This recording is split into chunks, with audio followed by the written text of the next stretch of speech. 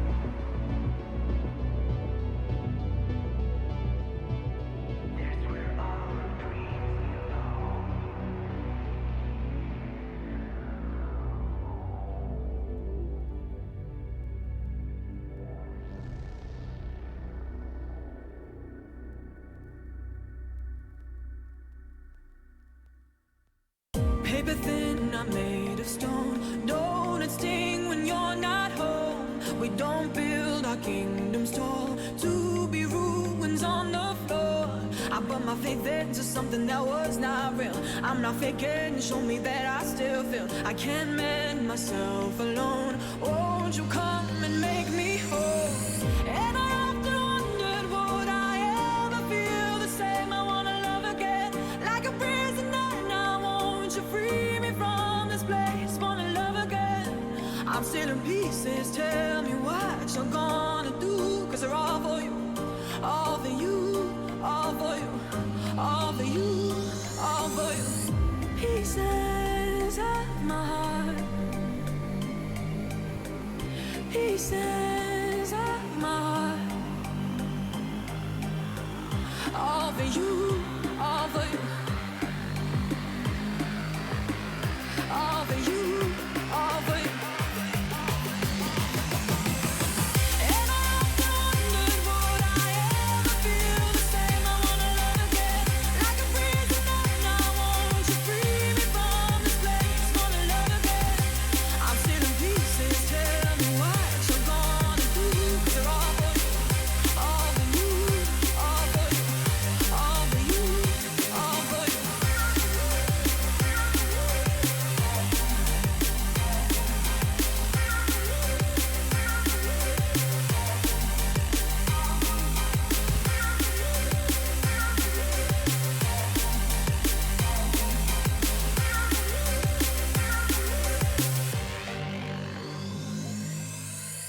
Pieces of my heart, pieces of my heart, all for you, all for you, all for you, all for you. And I often wondered, would I ever feel the same? I wanna love again, like a prisoner. Now won't you free me from this place? Wanna love again. I'm still in pieces, tell me what you're gonna do. Cause they're all for you, all for you, all for you, all for you, all for you.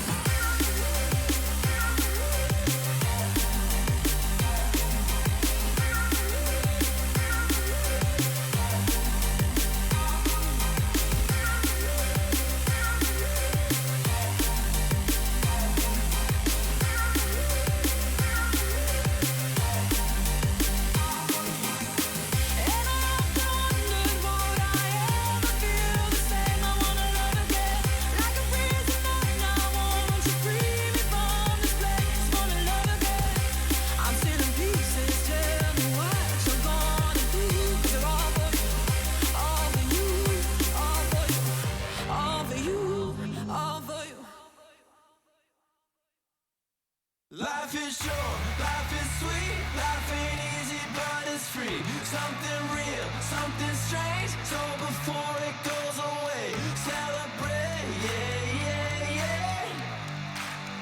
Celebrate, yeah, yeah, yeah. Life is short, life is sweet, life ain't easy but it's free. Something real, something strange, so before it goes away, celebrate, yeah, yeah, yeah. Celebrate, yeah, yeah, yeah. My job is just another job, the 9 to 5 experience. I work to walk within the herd and sing the song in my head. It goes na na na na, na na na na na. What's the point of walking down the road if it all comes to an end? I don't care if I can breathe the air and live it up until I'm dead. We all sing na na na na, na na na na na. Life is short, life is sweet, life ain't easy but it's free. Something real, something strange, so before it goes away, celebrate, yeah, yeah, yeah. Celebrate, yeah, yeah, yeah. Life is short, life is sweet, life ain't easy but it's free. Something real, something strange, so before it goes away, celebrate, yeah, yeah, yeah. Celebrate, yeah, yeah, yeah.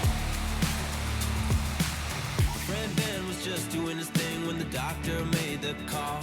He said, I don't mean to darken up your scene, but the voice sings to us all. Yeah, it goes na na na na, na na na na na.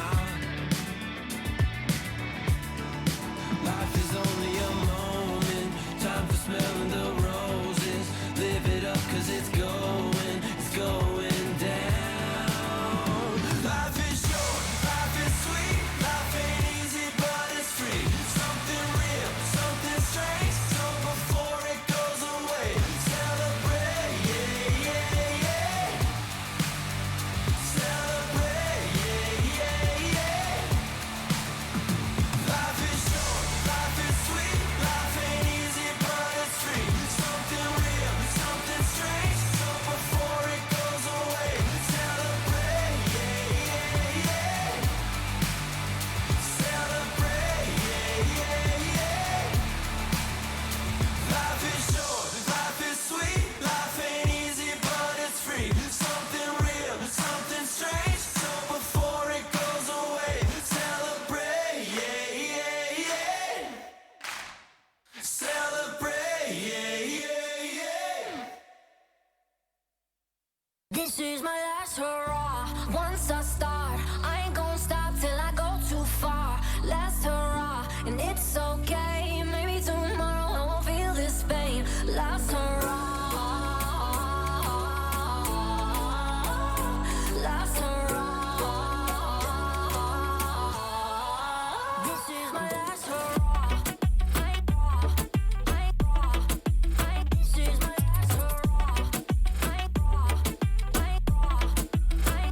I'm done with the drinking, I'm done with the smoking, I'm done with the playing, I'm done with the joking, I'm done with the ladies, I'm done with the fellas, just saying.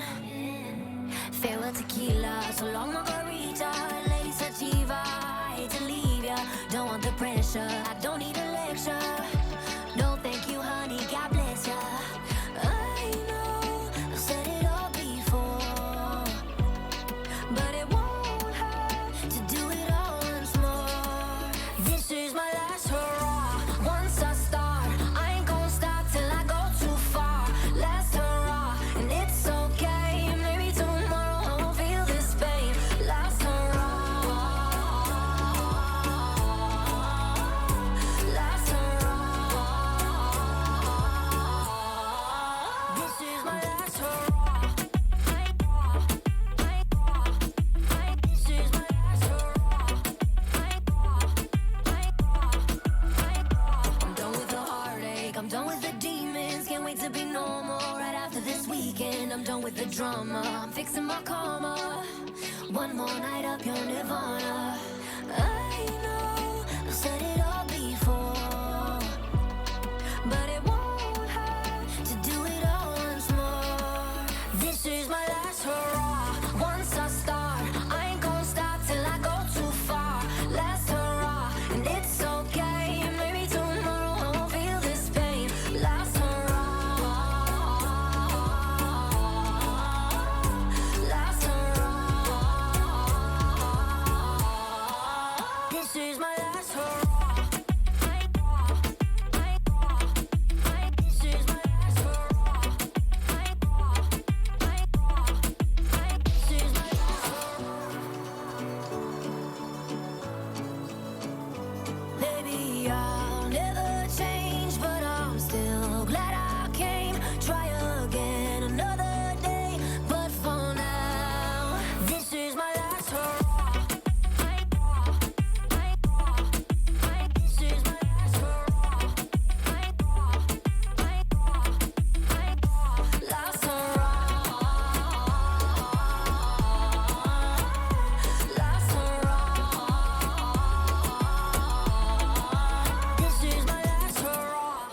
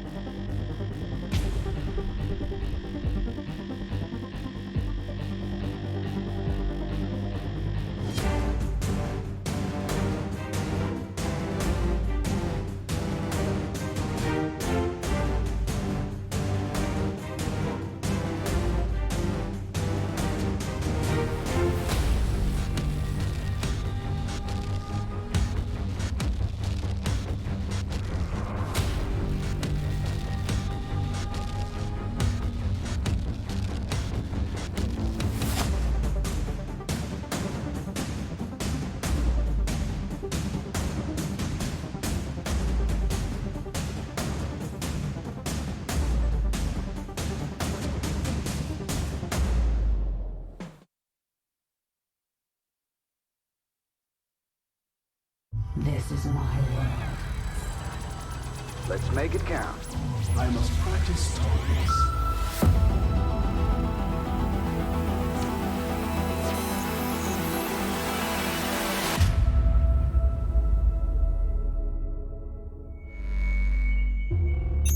Next, GSL Season 2 Renaissance. Being on another level.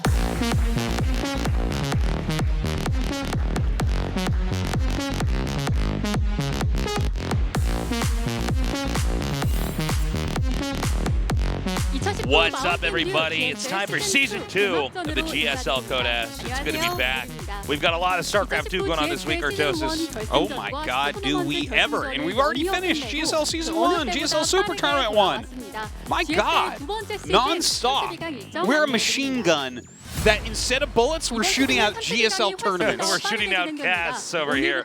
So here's what the schedule is going to look like. As you can see, Monday through Wednesday and Saturday as well is going to be GSL Codas. KSL is squeezed in Thursday and Friday night. And then, of course, the following week, again, another 4 days of StarCraft 2, another 2 days of StarCraft 1, same days. It's wild. Just, we are getting through the round of 32, the quickest we ever have. It's almost a weekend tournament, but it's really a 2-week tournament. And it's not a whole tournament, it's just the round of 32. Our CEO Kevin's going to go on stage, share a few words with us, and we're going to get this tournament started. Greetings, everyone.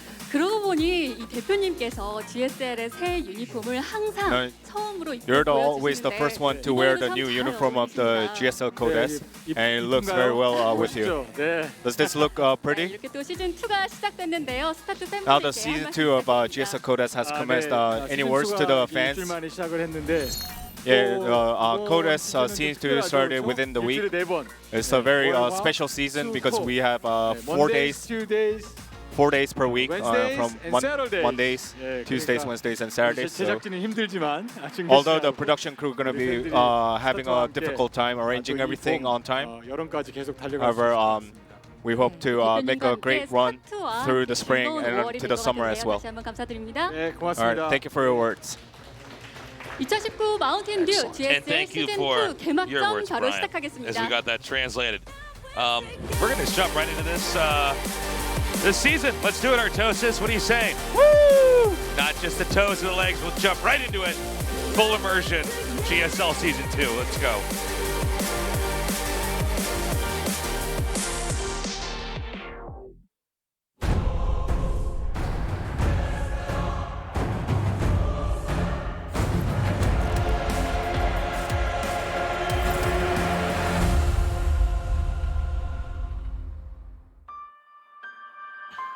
(2019) Mountain Dew GSL Season 2.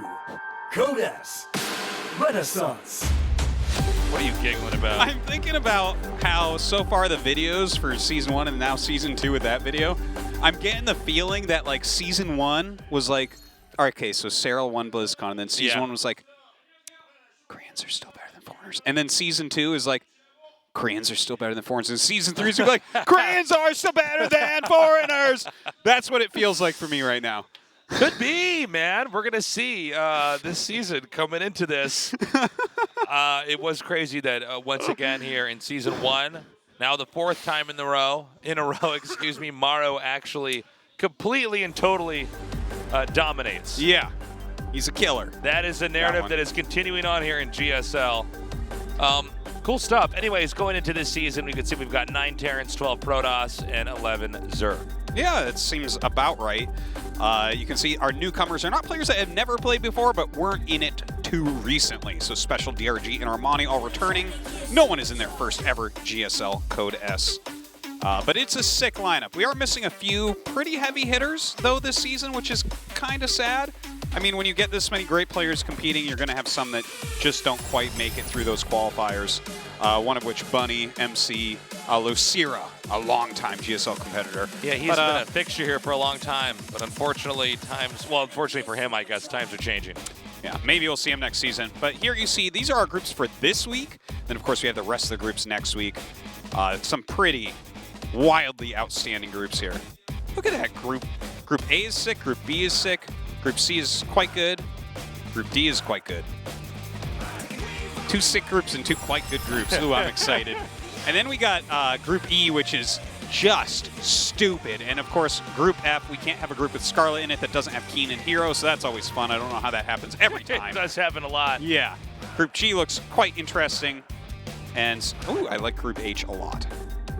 Yeah, I'm looking forward to closing out on Group H. Dude, DRG and Parting in a group in Group G, that's so funny. What year are we in right now? And let's not forget, Parting did get top 4 in the Super Tournament. He's really turning around where he was viewed from before. He went from world champion to obsolete, unable to compete in a GSL. Now he's back and he's performing. Let's see if he can do it this time around here in Group G. Well, if he can make out of that group, that's a pretty stacked group there. Like, I don't know what to expect out of DRG. I know he has very high MMR right now, but Cure and Dark, I do know what to expect, and that's them getting out of that group. And DRG, another player like Parting who was killing it everywhere. Standard to have DRG in a finals of whatever he's competing in. Then went away, and now he's finally back. So we got a lot of, I don't want to say, we have some new players, but we also have players that it's new to have them return again like this. Yeah, that's right. It's new to have them return again. I don't know. You know what I mean. Let's take a look at the maps here. Actually, they're right at the bottom of our screen. Yes, so basically what happened is year 0, Nick and Amon were getting too chummy. My boy Amon is gone. Okay, he was showing too much favoritism. So we threw out we were going to throw out the map or Nick. We flipped a coin, the map's gone. Cobalt is here. Yes. It's a 4-player map made just for GSL. So what that means is we're going to see it 1 to 2 times this season. Maybe in the finals, if Maru doesn't 4-0 somebody, we could end up seeing that map, so that'll be cool. But so far for our first 2 matches tonight, Maru versus Armani and Innovation versus Patience, it was vetoed in both those. So don't worry, you're not going to see it yet. All right, Group A. Ooh, look at that transition. Yeah. We went from dark, well, we're at dark colors now from the brightest colors we could have possibly had the players in. We had kids show colors there for what they were dressed in earlier. Jeez. Okay, we're going to be jumping into our first match. This is the defending 4-time champion of the GSL Code S, Maru. Yeah, he's pretty much a killer. Tasteless, you think he's going to get out of this group tonight? He better. He's supposed to. He's supposed to. That's a fact. He's supposed to. Otherwise, we got to talk to our writers in this episode of Game of Thrones because I don't know how he does it advance. No. We have had some big-name players get knocked out early on in GSLs in the past, but this guy is riding on the craziest streak that there is in StarCraft 2 ever. Yeah, ever. It's getting, by the way, outrageous at this point. It's become outrageous. Now it's going to become ridiculous. Yeah. And then it will be redonkulous. Yeah, yeah. And if it keeps going, it'll eventually be ruined StarCraft 2. Yeah. Eventually it's just like, okay, I get it. He's the best. Yeah, wow. Do we have to hold this tournament anymore? Yeah. And who is the lamb that we throw in for to the slaughter? Well, it's Armani. And to be fair, Armani is a player that we haven't seen too many times. But when we do see him, he shows streaks of brilliance. You know what I mean? Like, he'll come in, he'll play his Code S, and he won't really make it through, but he'll play, like, a game in there where you're like, whoa, he's really good, but it's not stable enough. He's definitely a player that is, if he was an RPG character, all of his stats much, much, much lower than Maru, who is basically maxed out. You know, he's gotten every item, gone on every quest, hit every level point. This is a true David versus Goliath match. Good luck, Armani, because Maru should be taking this. Whoa, what? Whoa. Remember Donkey Kong? Wow, we're getting retro songs here. I wasn't expecting that. I like it. Ooh, I like that graphic. It was handsome. I don't know how we keep it fresh here. How many? We're like 35 seasons in. How do we keep it fresh? I don't know. We got 2 barracks coming in here right away. I'm not surprised that Maru's going to try to incorporate an opening that's a little bit older. That's been practiced. This is how he won several seasons in 2018. Was with a lot of proxy builds like this. I'm not surprised to see him throw this out early on in a tournament. No. Putting the pressure on someone who doesn't get even a fraction of the stage time that Maru gets makes some sense. But or a fraction of the pressure this early on in a match that's this important. So. Yeah. Maru definitely confident in playing this one out. But lucky for Armani, his second Overlord is going directly to the barracks, and I believe he should be able to spot them without letting it be seen that it has been spotted. So he might be able to hold this straight up. We'll see. Of course, failed 2 barracks play from Maru is basically the same as non-failed, because he'll just win anyways. He turns it around. Yeah, they did not see that. So Maru doesn't know he was scouted as of yet. Yeah, he may suspect it. It's not insane to have an Overlord parked right over there. Now the question is how well will Armani do against this? I wouldn't say this for every player, but Armani is definitely among the less experienced players that we have here in GSL Code S, so nerves are probably going to be a bigger factor than they would be for some other players, like if it were Dark or Solar, for instance. Okay, so trying to hold the top of this ramp right now where the vision changes, making it hard for Maru to micro up correctly. It seems like he'll probably go into Lings and maybe a Spine right away. He's got to pull back these hurt drones, though. Very, very important. Okay, bunker's starting, but so far the hold has felt pretty decent. Of course, Maru is playing very, very well here as well. Okay, some targeting there on the Spine. He's actually possibly going to be able to get that before the drones can really defend. Yeah, you're going to have to dive on this if you want your Spine to finish. Okay, he does drill through, does some damage there. 2 SCVs are still alive.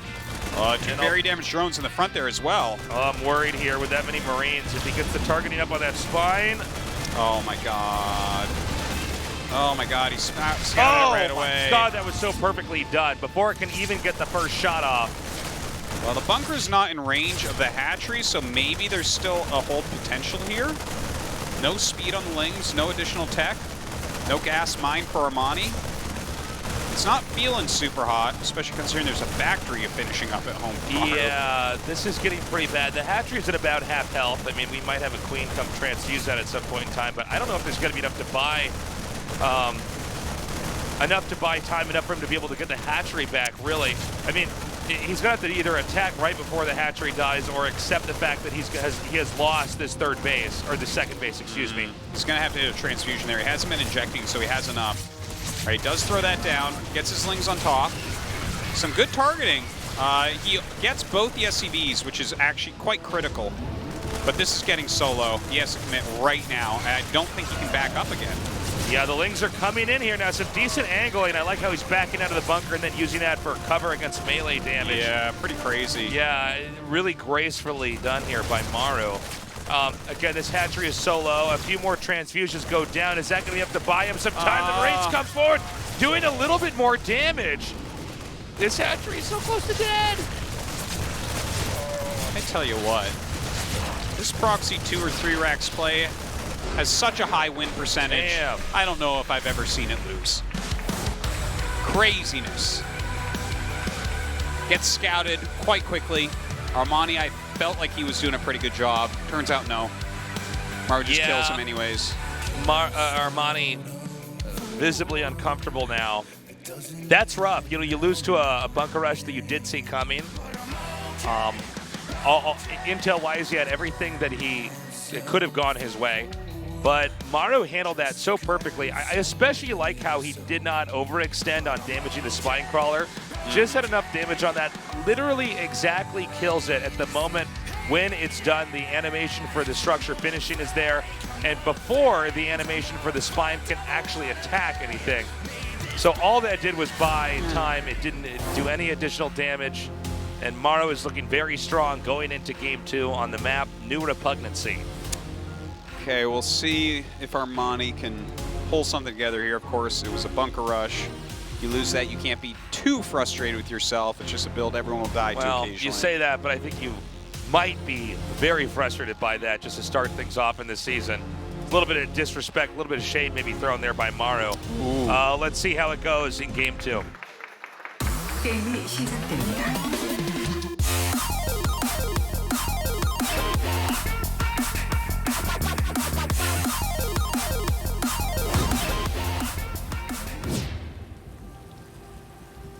I was wondering if he was going to send STVs out right away again. Jin Air Green Wings, Maru.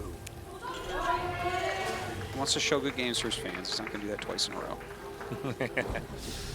Unless he goes down a game at the beginning, then maybe. Black Knight, Armani.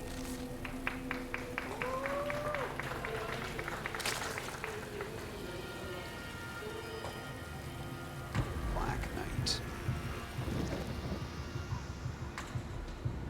I mean, there's like always stars out, right? It can't be too dark. I guess if you're in a forest.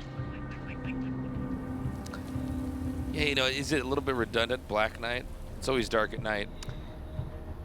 Well, not unless Seoul, you're in a casino and there's that's for sure. Oh, fans of SC Boy. Cool. Welcome. Thank you for coming. SC Boy's killing it. Some Maru support here. Thanks everybody for coming down.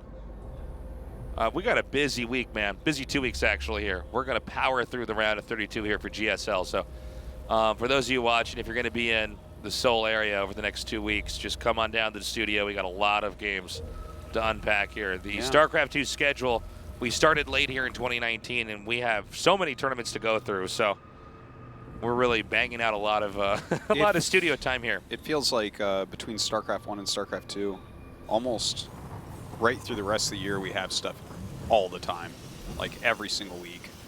A ton, especially right now, which is awesome, of course. So nothing too out of the ordinary occurring right now. Armani probably happy to find that he is not dead already.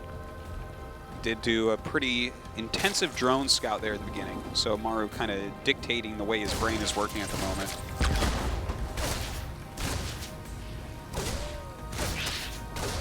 So we got the Reaper coming up here, doing a little bit of damage. Some of these Lings going to chase that away again. We've seen this many times before in a TVZ. Maru, I don't think he does this, excuse me, he has to do anything too special in game 2 here, right? I think he just opens up standard and tries to just roll over Armani, right? I mean, just being Maru is already more special than any other Terran can do. It is funny how the psychology of, you know, such an accomplished player, when you're the guy that's the underdog, what that does to you. Because you've been watching this guy along with everybody else who follows this esport dominate for over a year now. You know, it's definitely something we've seen people mess up. It's like you have to give him so much credit in every area, which, okay, so I want to throw this out there. I don't think it's 100% he gets out of this group, okay? Maru? Yes. I definitely don't. I think it's 100% Armani will not be able to take him down. But I want to mention, right, there's like 2 to 3 Terran players that can actually beat Maru. We know Innovation and TY both can take out Maru. Sure. Those are definitely 2 of the players he's most afraid of. His TVT, of course, it's brilliant, but it's a different beast than these other matchups. And I do feel that's also probably his weakest point. If you had to try to find one. Oh, if I had to send someone from my life to kill him, it would be TY. Or yeah. If TY was unavailable, he's like, actually, I'd like you to die, Artosis, I'd get Innovation. Yeah. I know one of them would do it for me. Anyways. Yeah. Well, when you compare that to Maru's TVZ or TVP, he just doesn't seem to struggle in those matchups at all, really, right? Yeah, well, he's just so much better than everyone at those matchups, whereas TVT, it's like, oh, there's more of a probability. Those were his closest things. Innovation beat him in WSG, and we had TY versus Maru go to the last seconds of Game 7 in his 3rd GSL championship, and it looked like TY was going to win that. So there's a lot more play there. Now, what we were talking about specifically is this Cloak Banshee comes in and gets a bunch of drone kills right before a Spore finishes. Must be nice to be Maru. Wow.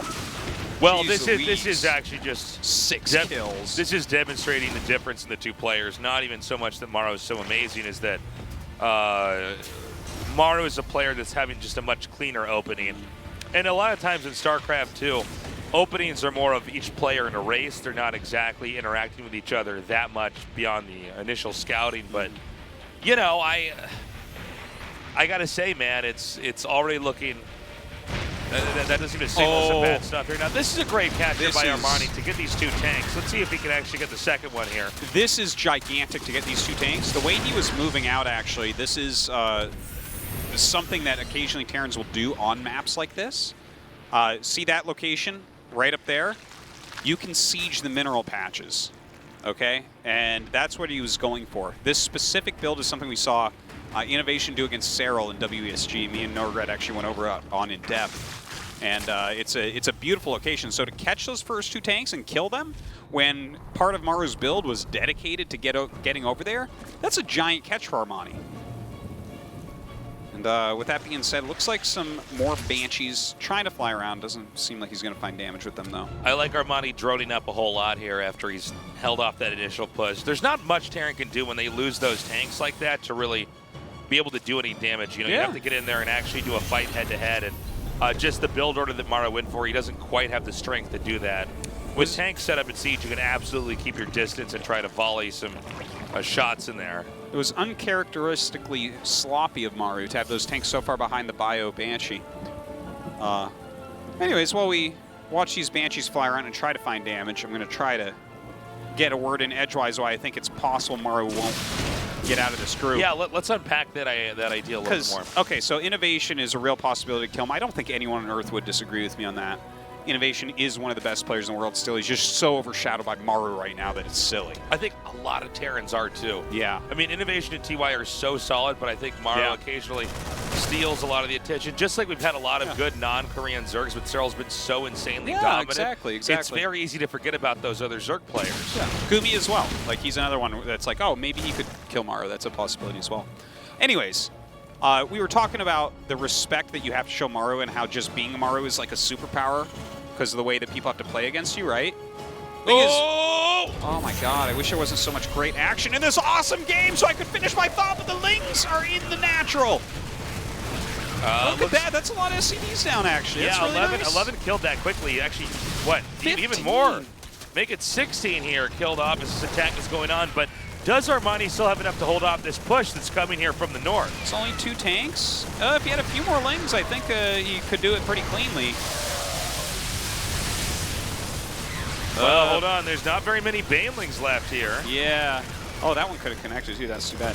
Does pull it back, but he's still got 4 Queens. He's got more Lings and Banes hatching, so I think he's going to be all right still. 3 Banshees coming up. Stutter set micro from Maru. Very, very good. You can see the Queen's actually trying to target down some more of these medevacs here, but as the Banshees come in. Oh, that's a super sick pickoff, but oh, he misses that other one, unfortunately.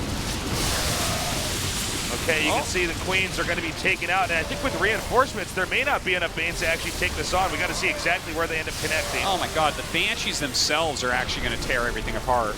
The Banshees seem unstoppable. There's only 3 Queens left on the map. My God. Okay. Ah, now I have that spot. Yeah, these Banshees are really beginning to add up with the amount of damage that they're doing here. Some more Lings are coming here. Maybe, no, it looks like none of that splash is going to end up connecting on top of those Marines. Are just too much sustain here. God. And I think Armani may be cooked this game. He may be cooked.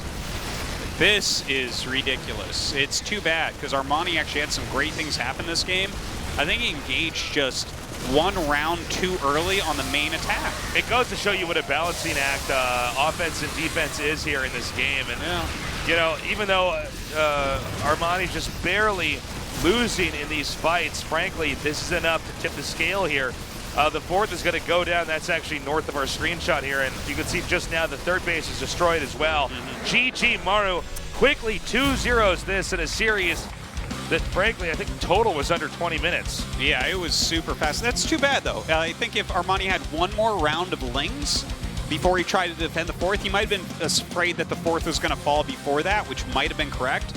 But losing your entire army trying to defend something that is not going to be defended is worse, in fact, than losing the base and then having the army that can actually defend what your attacker is attacking with. So, yeah, he was a little bit short on units there, unfortunately, and he pays the iron price. Yeah, that was pretty brutal. So Maru is going to the winner's match. Armani's not eliminated just yet. We're going to go to a short break. When we come back, innovation versus patience.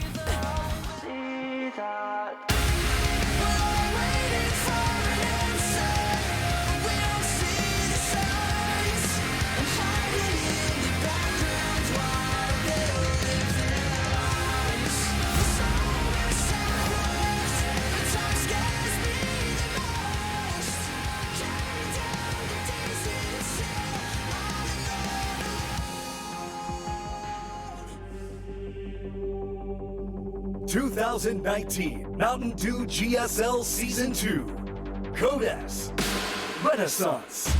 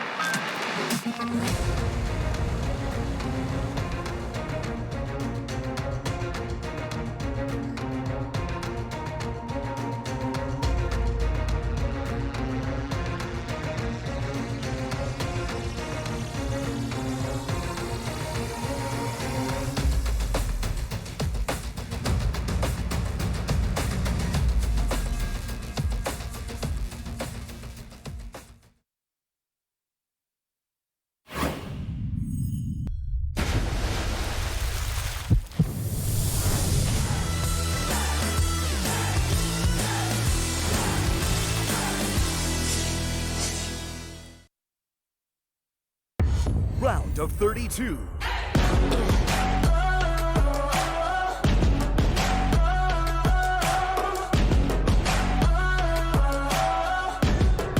It's my turn now.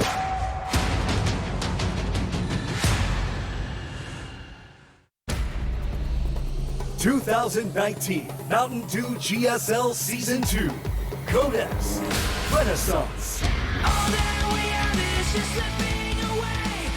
Welcome back. We just wrapped up the first best of 3. Our second best of 3 is going to be Innovation versus Patience. I think this best of 3 is going to be a lot closer, Artosis. Oh, yes. I don't know which way this one's going to go. It's really hard to say. Yeah, Patience could definitely trip up Innovation. I think Innovation has some of the best fundamentals we've ever seen in RTS. But there's definitely a way the games pan out if he wins. Well, he's so mechanically on top of everything and very, very smart. But is he acting for the camera right now? This can't actually be what he looks like before he plays a game. My God. But you can see what a lowly Terran this is with 3 golds and a silver. Yeah. What trash this Terran player must be compared to the other Terrans in this group. Dude, it's funny when you brought it up earlier. People tend to forget a little bit about Innovation since Maru's been murdering everywhere and winning everything, especially here in Korea.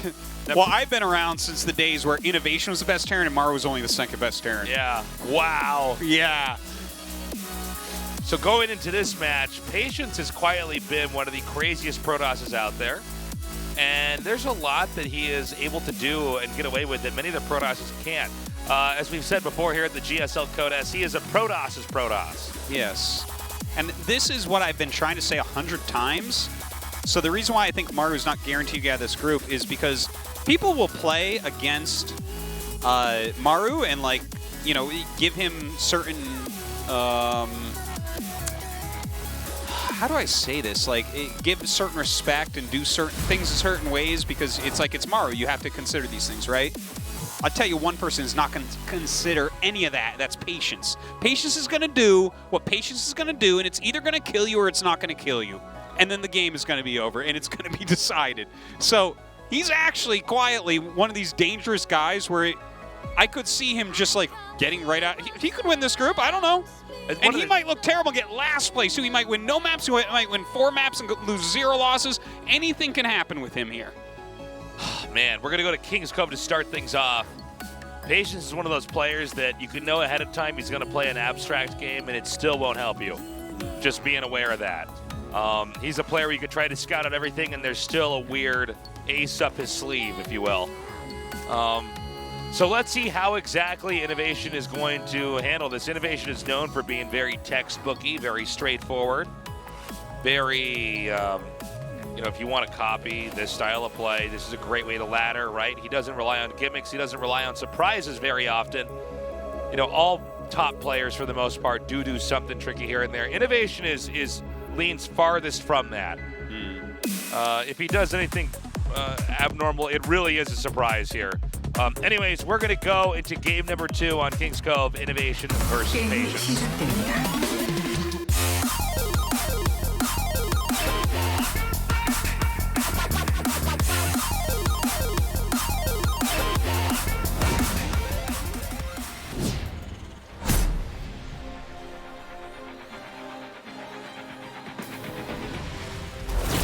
Reciprocity. Innovation.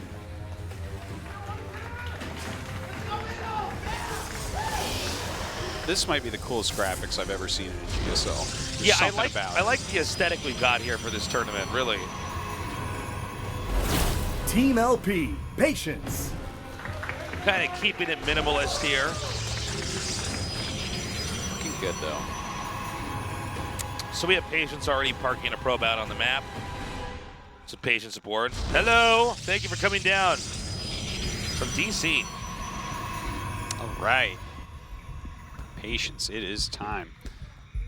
All right, so he put down a pylon very... Oh, okay. Oh, yeah. He's gonna power something on the other side of the rocks. Yeah, gateway. Okay, so the 2-gate play is obviously pretty popular. Out of the 6 games that Classic played against Maru, in the GSL Finals, which, by the way, today we did an in-depth on. Myself and No Regret, so check that out. But Classic 3 times went Proxygate against Maru. Yeah. Right? It's a good build. If they don't realize that it's coming, you can just win by rallying in Stalkers and killing tons of SCVs. You get so far ahead. Yeah, I think this is a smart way to open up here. Concept-wise, this is actually pretty similar to what Maru did versus Armani. You know, a type of rush that's known to work, at least in the current meta. And Innovation going to come in here and scout, and I think pretty quickly he may get privy to what's going on here. It's not just what you see in your opponent's main base, but sometimes what you don't see there that mineral or gas-wise, it would have had to have been spent somewhere here. Yes. So he should know what's coming now as he sees the lack of any other infrastructure inside of his base. We've got a bunker being made over here at the entrance. And the Stargate, and this is what's cute about this proxy. So it's almost like it's a proxy location in 2 spots because you might see the gateway. The gateway definitely going to give you a better location to come out there and attack early on. But there's also the fact that there's going to be a Stargate later on, and I don't know if Innovation will have factored that in here. Yeah, that's something that's a little bit more new to it, but as is, already it's doing all right. Innovation with the correct counter, like as soon as you realize this is going on, you must have a bunker or you can actually just die. But yeah, he's got the bunker up. He went for 2 Marines before that reactor. So pretty big commitment to holding on right there. But yeah, that Stargate is kind of the tricky aspect of this, isn't it? The thing about this is that, okay, so the initial rush hasn't done that much. And this again, this is so the Protoss is Protoss here. So he does that initial rush, but there's a later on Stargate that's going to come in here and hit it at odd timing. And then we have another pylon being hit in the bottom left. So this is definitely an opener we're probably only going to see once this year here from Patience. He's saved this specific style of play. I'm curious to see, by the way, what else he has PvT, because as far as I can tell, if you're Protoss, you need to be able to beat Terrans to get out of this group, Artosis. Yeah, I absolutely agree with you on that one. Okay, so the Adepts get in here. Oh, this is fantastic. This is where damage is going to begin to mount, because already Terran should not have let that come in. Yeah, now, he actually wanted to eat that mine shot, just to make this clear. Yes. Because then the Oracle can come in, and you're not afraid of just dying. So he actually shades down here, and look at this. Look how much damage this Oracle can get done. He hasn't gotten a ton as of yet, but getting a few SCVs, getting rid of that Reaper isn't too bad. Oh my God. Wow. I love it. Look at this. Now, is he going to get... Okay, it's going to be a Dark Shrine. Oh, you just can't even get dirtier than this. Now, I need to see a Robo in the top right. Oh my God, is the Viking going to go right past this? Oh, this is fun. Now, is it going to go all the way? No, it's not. No. That'd be too crazy to go all the way. Hold on. Let's look at the vision. Go down. Shine. Oh, no, he doesn't see it. But he might see the probe leave. Yeah, there we go. That's what I was looking for. The probe is turning around. Oh, that was awkward. Now it's going to go back under there and make it land again and then run away. He wants it to chase it. That was what that probe turnaround was, and Innovation does not check the bottom left. Does that telegraph that there's something hidden there when you actually send the probe out to be chased? Is that too obvious? I'm surprised that he didn't go to where the probe came from. Why the hell would you put your probe in the bottom left? Exactly. Oh, nice catch there. And now that a Stalker's out, you can't really land it so easily. Oh, wow. Thought he would have dived harder on that, but okay. Looks like he might be backing up entirely here. The bunker's still filled up. Good tag there on the medevac and the rest of the army, so he's going to be able to see when and if that's going to move out. Yeah. He might even, with his flying units, be able to check energy on the command center so he can send his DTs in at an appropriate time. Oh, that's a good point. See that? He can see the energy there? God, I hadn't even thought of that. Good call, Artosis. My God. Look at it. Just look at it. This is so impressive. My God. I mean, it's frustrating because the Terran is in the dark for a lot of this game, but man, he has just set this up so perfectly. Look, he's got 1 scan at the moment. I think you need to make more DTs after this. Okay, he's got the DTs. He's about to have a second split. scan. Okay, so he is going to be able to deal with both these. I think you have to scan this now. Oh, he recalled that one. Okay, that was interesting. It's fine to recall it, I guess, if you realize that there's enough scan energy that you're just going to lose both, unless you wanted to really commit by sending in more. Looks like that was not what he wanted to do. Raven on the way. Blink is still being made, and the third Nexus as well as some gateways. All right. Okay. DT coming in here. Some of these SCVs I think were wounded. Okay, so the scan goes down, kills off that one DT. Where's the Robo? Is it no, it's not. Sorry. He wants to get another scan out here. And it looks like Innovation goes ahead and bites. Now with the Raven coming here, he should have enough to possibly actually get a position outside of Patience's base and actually try to go for some kind of a fight. Oh man, definitely got to get away from that turret with that Oracle. In fact, I'm surprised he even went back in there to attack that Marine. It's so low on HP. Another DT is coming here to chase, but there should be a Raven moving across the map now. Right? Forced so many scans. He actually, it almost feels like he's trying to set up for a DT defense with how many DTs he sent into that army. Oh, look at this. If he gets the medevac, oh my god. There's no way to pick up and move out of here now. So many things going well. Widowmine's coming out. I'm worried here for Patience because we're basically at the point in time where the harass for Protoss is done. Protoss is trying to now set up and get into more of an economy-based game here. But, you know, Innovation has a real army that can absolutely take a fight. Stalkers are handy, but, you know, if they don't blink in the right spot, or, you know, or Terran gets the right stim in here, if you just have a lot of Stalkers and the Terran's army is sophisticated enough, usually the Terran can win the fight. Do you see this? Do you see what's happening? Innovation's going mech. Not just that, but I feel like what we're seeing from Patience is pretty all in, and then he added the Robo Bay. Because, like, he doesn't have forges, right? Yeah. So when I see no forges for this long, I'm like, okay, well, I mean, a huge attack has to be coming in. But the fact that he just added the Robo Bay, that's like too slow for an incoming attack. So I'm a little bit confused what he's up to. But the fact that Innovation's going mech now, so we've had Maru, Gumiho, and Innovation. Oh my god, yes. And this appears to be the new meta. Now, Innovation's mech transition was actually later than a lot of the other mech transitions we've seen. He basically got like the core bare minimum of an infantry start army and then switch into mech. So one thing we got to watch for is A, is Patience aware? Is he cognizant of the tech switch? And then B, is this tech switch too late to do anything? Is Patience, if he identifies it, will he be able to reorganize himself in a way that can actually fight this? So he doesn't know yet. He started Colossus tech, which would be a very normal play against Bio, but... Right. And the thing is, you can kind of make it do a little bit if it's like a battle mech variant, but overall, Colossus are not really that good. Disruptor is going to be definitely more useful against this. Now, yeah, he's started his Forges, he's started his Colossus. Looks like he's going to try to get some harassment done. We'll see how quickly he can figure out that it's actually mech. Like, okay, as the hallucination comes out, like if he's looking at all, once you see an additional, like he already saw 3 Cyclones earlier, but once he sees a 4th one with that army, and or non-combat shield Marines, and or this armory spinning, okay, he knows now, finally. Okay, so how does he switch this up? Is he going to cancel any Colossi, just keep him going? I guess he's going to let those come out, but then he's going to have to get something that can address a mech army. Now, Terran is taking the 4th base. Protoss is taking his fourth, excuse me, as well in the bottom center. But you got to be careful. Innovation definitely has the kind of army that can pick a fight here. Colossi, there's 2 out so far.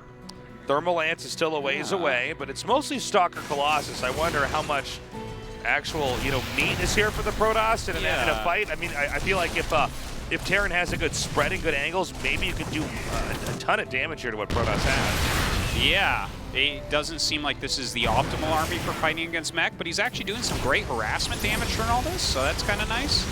But yeah, the fact that he scouted that it was mech, he's like, you know what? Let's go up to 4 or 5 Colossus immediately. That's odd to me. Like, maybe he feels like he can just hit a massive attack because he's making Zealots, he's continuing to make DTs here.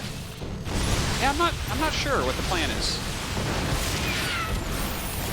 Okay, the Stalkers, I don't know about this angle. This is really weird. Okay, the Stalkers are disjointed from the army. A lot of these should not get back home in one piece. But there's some DTs and Zealots coming in here. Now, maybe you can force Innovation to try to cover too many locations at once. But, if he's not hitting so many different places, I guess the army with the Raven could just come in here, comb through this, and kill off everything, right? Then reorganize and try to attack. Does Patience actually have enough to do anything anywhere? I don't feel like he should have enough, but let's see. Wow. Whoa. Whoa. You don't see that every day. No. Okay, so 4 disabled Colossi, now not moving, and we see the Stalkers try to fight that. As the disables wear off, you can see a few laser sprays out there, forces Terran back. Patience does have superior supply, whether that be just overall or an army here, so that's a little bit alarming for Innovation. My gosh, just the overall harassment damage that Patience has been getting done is pretty impressive stuff. Yeah, this is such a weird game. It is certainly a very weird game. I'm just so surprised at what Patience is roaming with, like this army. I feel like it just won't scale well at all against Mech. But he is adding Immortals, so I think that's he's trying useful. to bash his way in here. He's trying to do just enough damage with DTs that he might be able to run over the 4th base. This seems to, it requires the Protoss to actually win in one of these positional fights to actually close this out. Well, and it looks like that moment might be happening here, Artosis. Yeah, it seems that way. I mean, we get some walk-ons over there. It does destroy a Colossus, but the main bulk of army from Innovation definitely not holding against this army. This doesn't feel like this is the way that this is supposed to go, but it's the way it's going, so I'm going to roll with it. Because that's like what a Patience game normally is. I guarantee you this is not what Innovation had practiced to fight against. Oh, certainly it could not have been. And the thing is, I feel like I'm seeing things from him that are really interesting for this mech style. Like, that's it? Yeah, GG.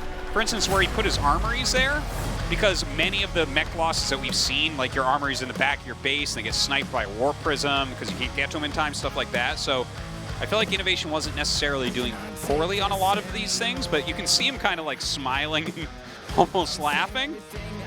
Because it's like, well, I mean, it's Patience. He went for an army because you're Terran. It's a very good army against Terran, he thinks, and I guess he's right because it just killed mech, and it's really an anti-bio army more than an anti-mech army. Huh. Well, Patience did it. He Protossed his way out of that. Now we got to see if he can do it again here. And let's not forget, let's say that Patience does win here. Certainly he's closer to doing that than Innovation. Can he then take on Maru? How many Protoss tricks against Terran does Patience have? I would imagine a lot, but these are 2 of the toughest Terrans of all time to go up against. And I don't mean to get too ahead of myself here in this series, but it's something we're starting to see here. And you know, that was an off-brand Protoss that managed to take on Terran on every level. Let's not forget, though, Innovation went for a very odd, well, I want to say odd, I don't mean bad, just kind of an unusual mech timing switch. That might have been what allowed Patience to really get in there and do what he needed to do. Let's go to game 2.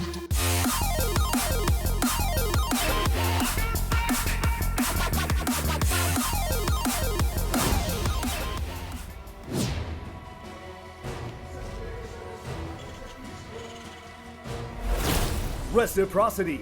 Innovation.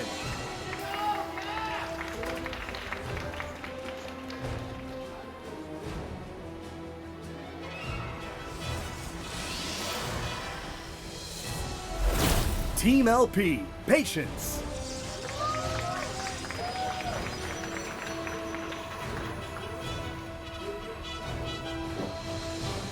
A wild opening, let's not forget.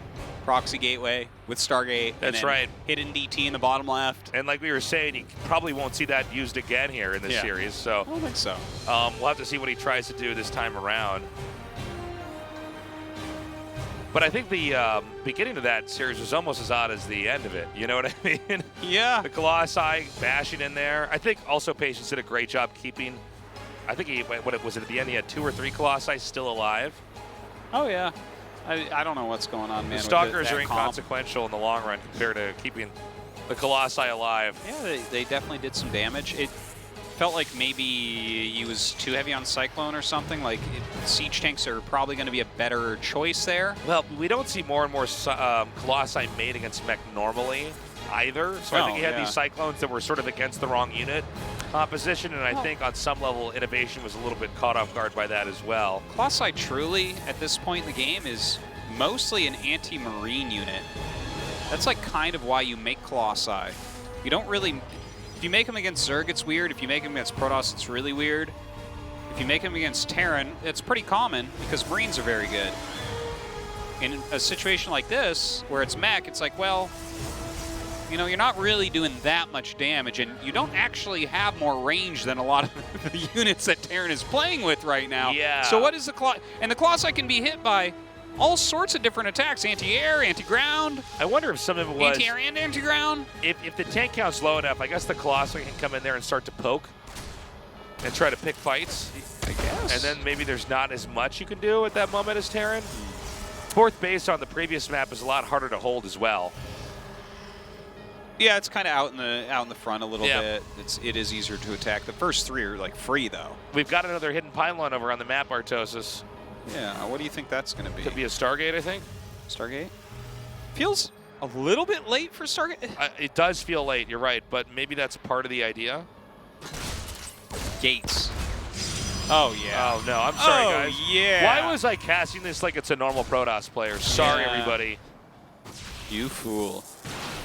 So he's getting up here. He's like, I want to know what you're doing, Patience. Which is like, it's out on the map, right, you idiot. I know you guys at home have got your Protoss Cheese bingo cards out here, all right? So go ahead and X off the double gateway outside the natural. Yeah, 4 gateway, excuse me. Anybody got bingo yet? Oh, no, not yet, but soon, perhaps. So Patience, after that first game of 3 different types of proxies in one game that went into a macro game that he won, is now just going to 4-gate after expand. So this is quite bizarre. Twilight coming up. That'll be his transition, guys. Don't worry. He's ready for this not to work. I actually love this. I do too. I want to see this just crash into the base and Innovation not get to play a normal game. Yeah. That's definitely I think he's going to know when he sees the 3 more Stalkers like, wait a minute. Yeah. Okay, we're actually turning around our cheers. Let's look at Innovation's face. He's like, but I'm better at macro. But I'm better at macro. But I'm better at macro. Okay. You're better at macros. Where's all your SCVs? How about you macro up some defense? Well, he's got the mines there. Now, is there a technique? Oh, hold on a second. I feel like the pickup might have been ill-timed there. Okay, just out of range there. Now, this is going to pull the infantry away, but it doesn't seem like there's quite enough to actually pick any kind of fight over here. 2 Adepts are going to go down. A third one almost picked off. What?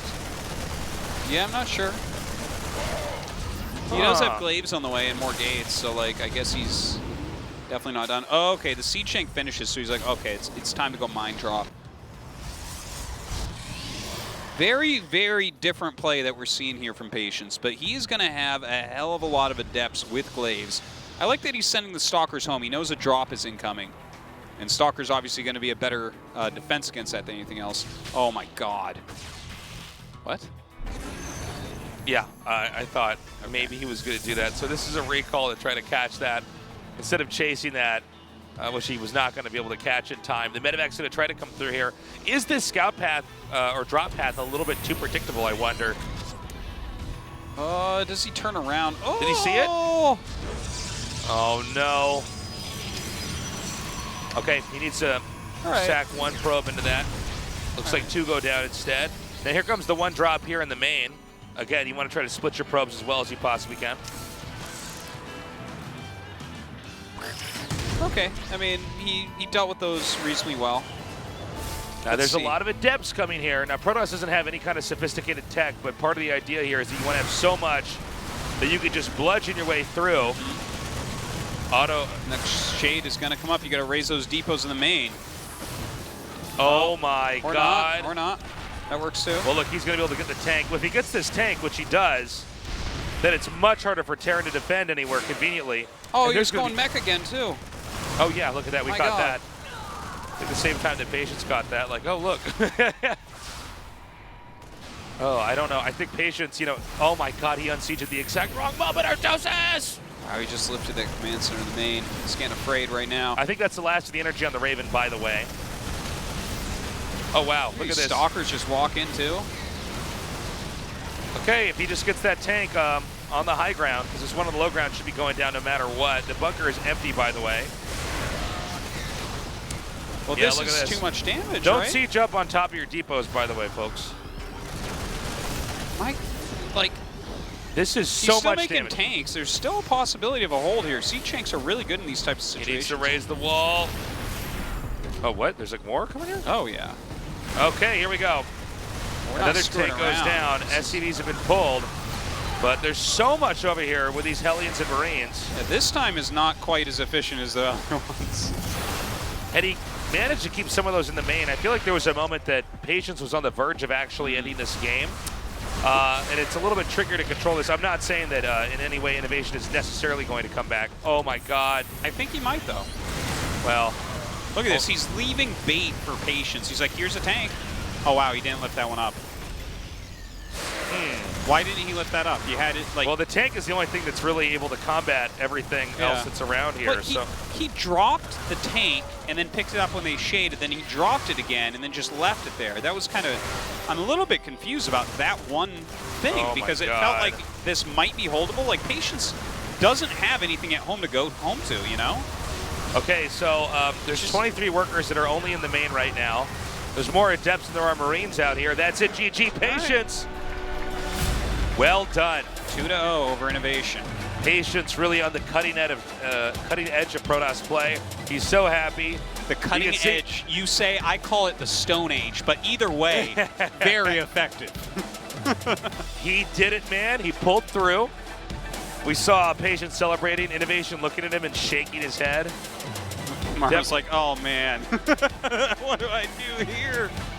By the way, just the fact that Innovation was going mech in the second game as well is really fascinating that we're seeing such a shift to this right now. It's very exciting that we're having all of the Terran players do it and also in their own way. It's not complete and total copies of what the other ones are doing, but thematically, same ideas. We're going to go to our next match in just a little bit. Stick around.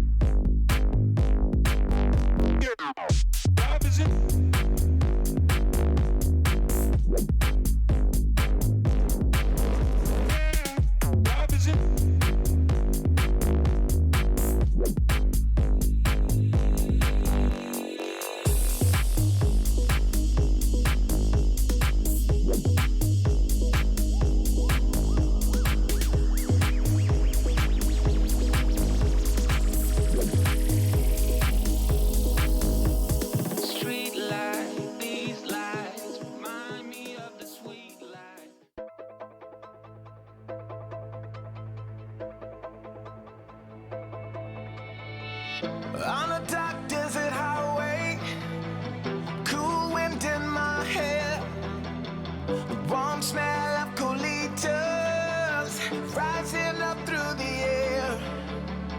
Up ahead in the distance, heavy and my sight grew dim. I had to stop for the night. There she stood in the doorway. I heard the mission bell, and I was thinking to myself, this could be heaven or this could be hell.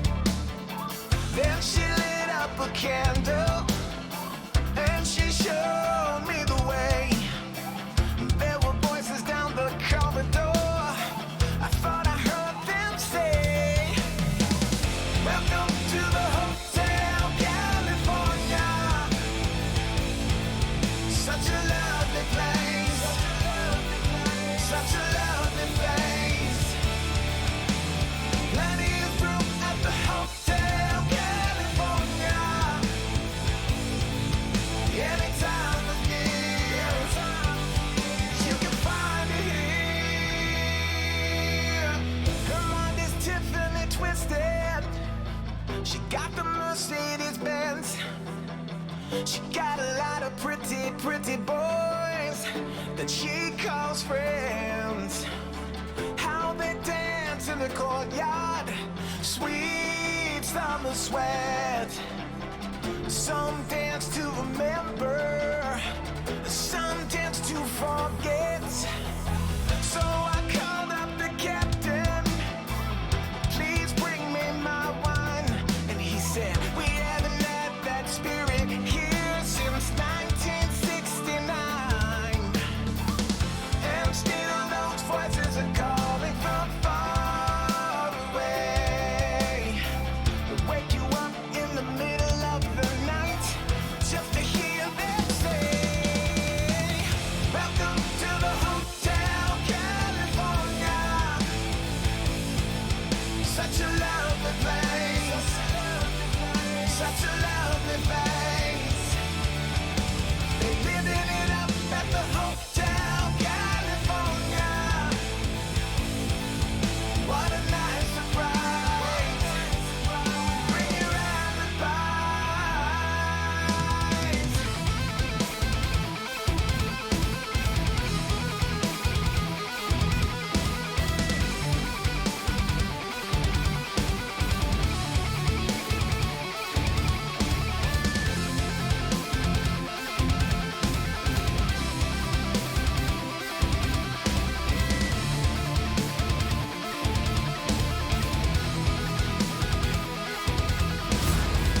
Mirrors on the ceiling, the pink champagne all nice. And she said, we're all just prisoners here of our own device.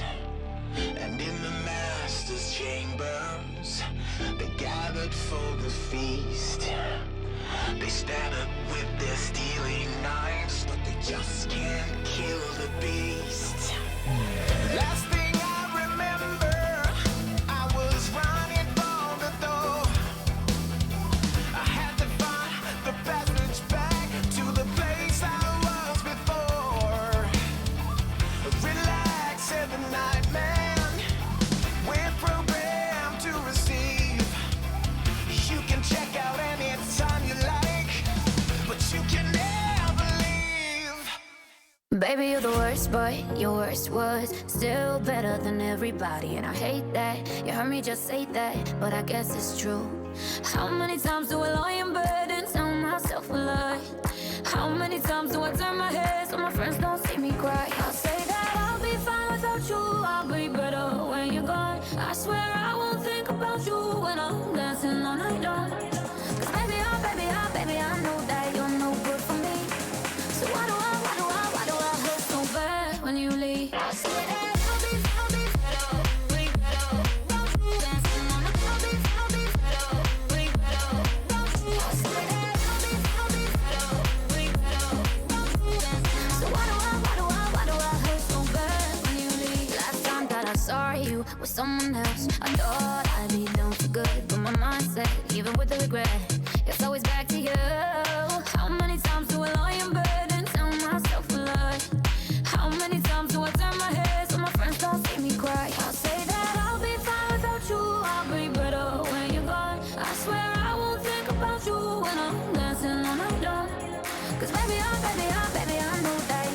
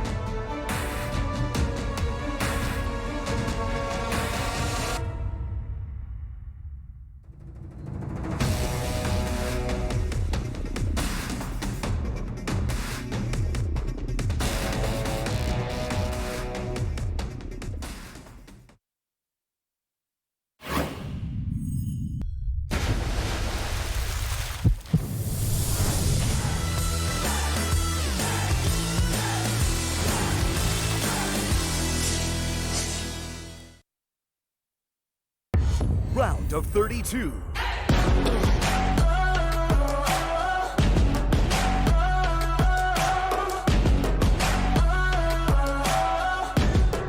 It's my turn now.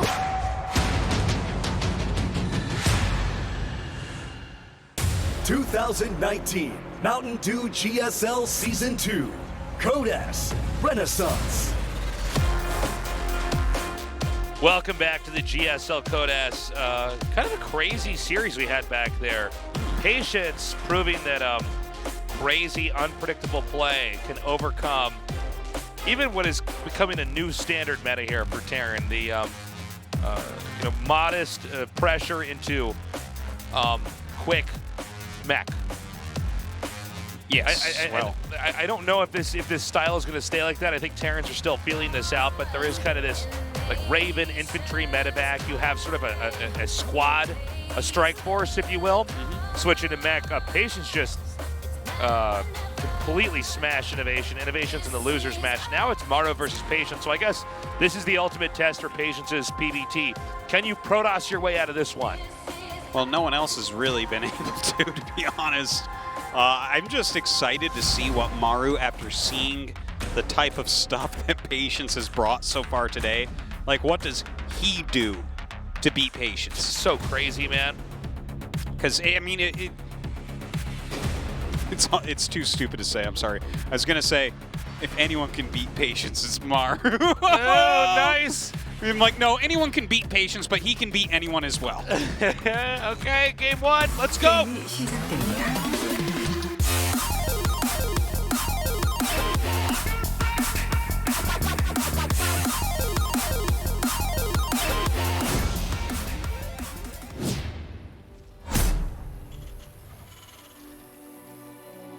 GSL's too cool. Jin Air Green Wings. Maru.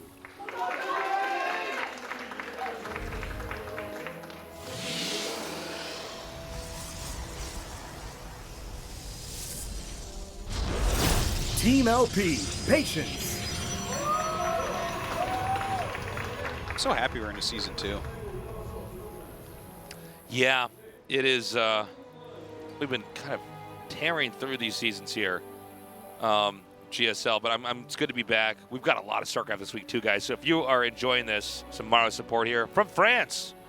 Thank you for coming down, guys. If you guys at home are enjoying this, you can be with us pretty much almost every night this week. Yeah. Why shouldn't you be? So you've got your whole week cut out for you. Next week too.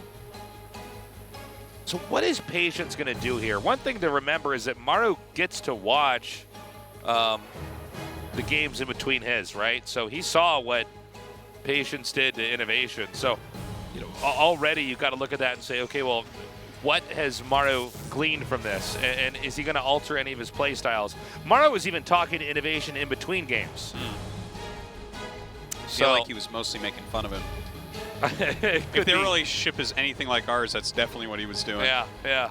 But kind of interesting. Patience this game opens up with scouting for a proxy and then scouting Maru. So I find that a little bit interesting. I wouldn't predict Maru to proxy Patience.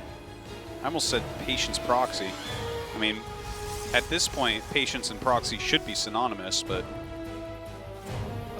yeah, it's I don't know. I find it just slightly weird he would do that. Now, anyways, there's no question that Maru right now he's the better Terran player than Innovation. That's not me throwing any shade at Innovation here. Maru has just been untouchable in GSL. So I would imagine that if Patience was anticipating that he could beat Innovation, which he clearly did, he has to have something he thinks is maybe even stronger against Maru, or at least something tailored specifically to Maru's play style and game approach in general that maybe he can find some kind of exploit or punishment here. I'm not sure. That's a cute recall. Yeah, quite unsure indeed. And I'm not, like, how should you approach this as Maru? Patience is not great in the Supreme late game, in my opinion. He gets a little bit weak there. I think he's really good in mid game, basically. Yeah. Because I think early game is left to the microers, Mid game is left to people who are focused a little bit more on timings, and late game is left to big tactical and strategic thinkers, right? So it's like if you look at the late game, it's like Rogue, Rogue and TY and Maru and stuff like that. Then you look at like the mid game, it's like Protoss players. You look at the early game, it's very good micros. The thing is, Maru falls into all those categories. So how does he want to approach playing this guy? So he does scout that it is the Phoenix is on the way right now, and the Oracle's coming up right now.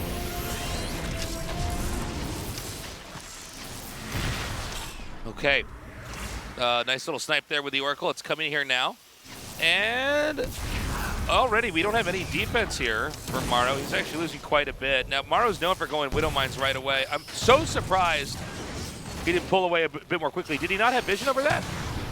He definitely had vision, but I don't think he saw it. I guess not. As I was casting that, I thought for sure that's going to pull away, and it just kept not doing it until eventually I was just stunned there. Yeah. Okay. So Maru's been making a lot of Widow Mines.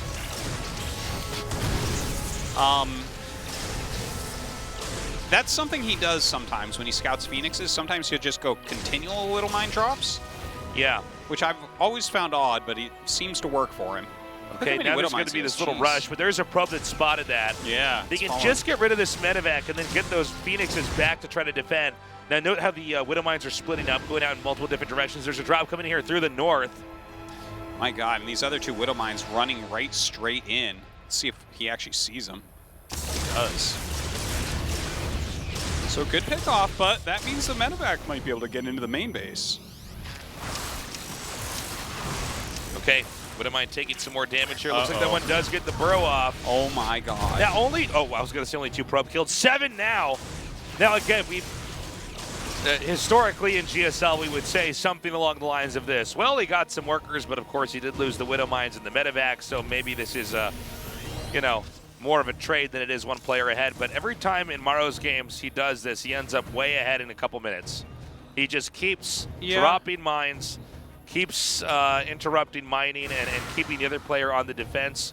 And a lot of times he comes out on top. Now let's see if Patience can turn that on its head.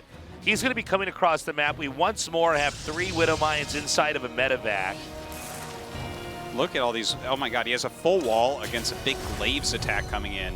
And 3 mines waiting there, 4 mines now waiting there. So that feels like something that is going to stomp this Glaives attack as it comes in. Of course, we have that medevac going for another round of drops. Naked third base over here. Doesn't appear that anything's going to be dropped. The trees give it some ample cover. And instead he's going to come right in here. Now already so many hits there. 3 Phoenixes remaining, all without shields. A Widow Mine burrows over here. Oh ho ho!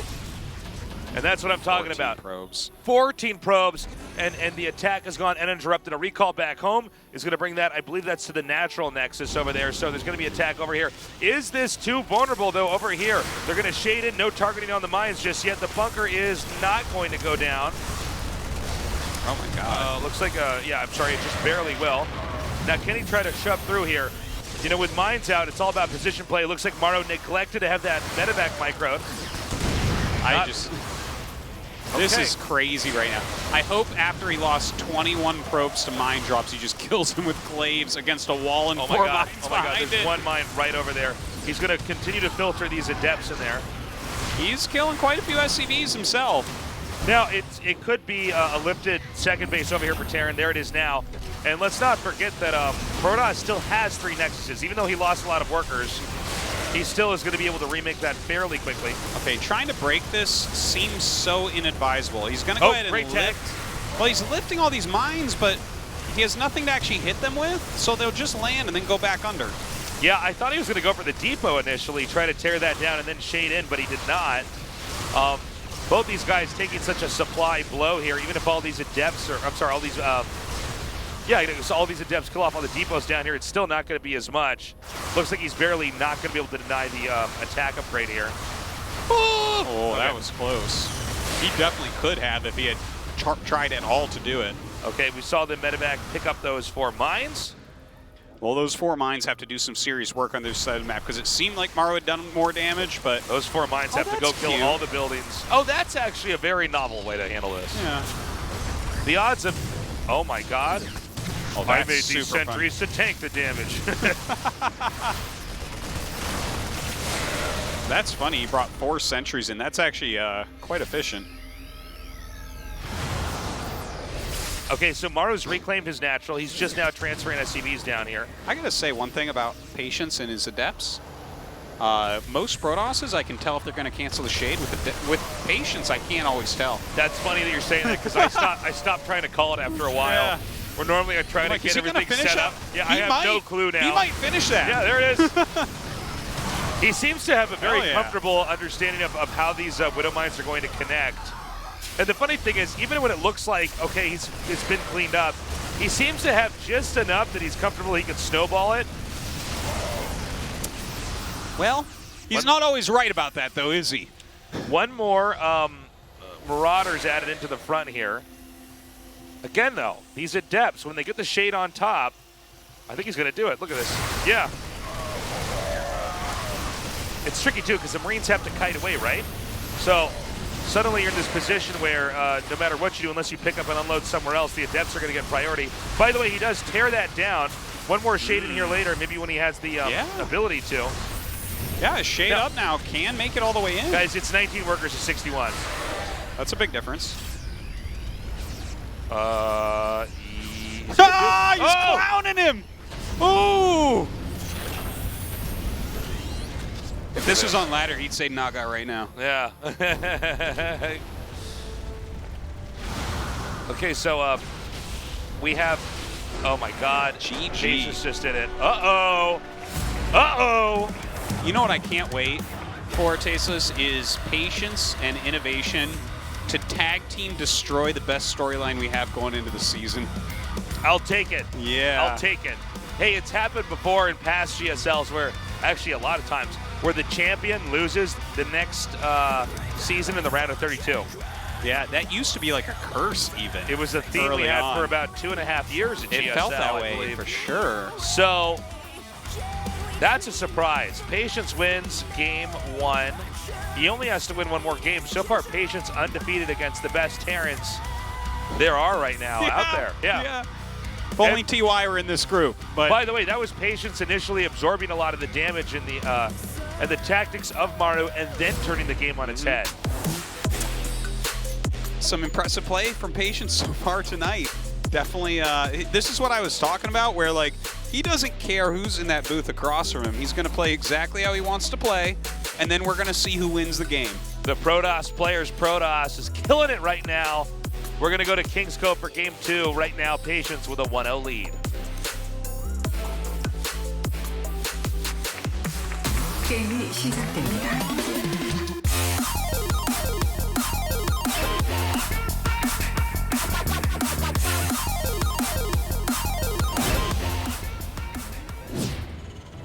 I feel like someone tried to remix a bad video game show from the 90s. Jin Air Green Wings. Maru. What was that original show? Maybe you saw this when you were a kid. It's super old, where they have the kids play like some arcade game, but only for like 2 minutes. They check the score. Team LP. Patience. That was one of my favorite shows ever. I was so into that show. That show was amazing. Yeah. And they would like, it would be the one where they could like run and jump. They'd be on the magic carpet and stuff, and like trying to get all the coins and avoid the birds from hitting them. Yeah. God, I loved that show. I would fantasize to be on that show so badly. I was just like you guys in the Twitch chat. I was watching it. I was thinking, I can beat these kids. The only difference is I was right and you guys are wrong. Maru support. He needs it.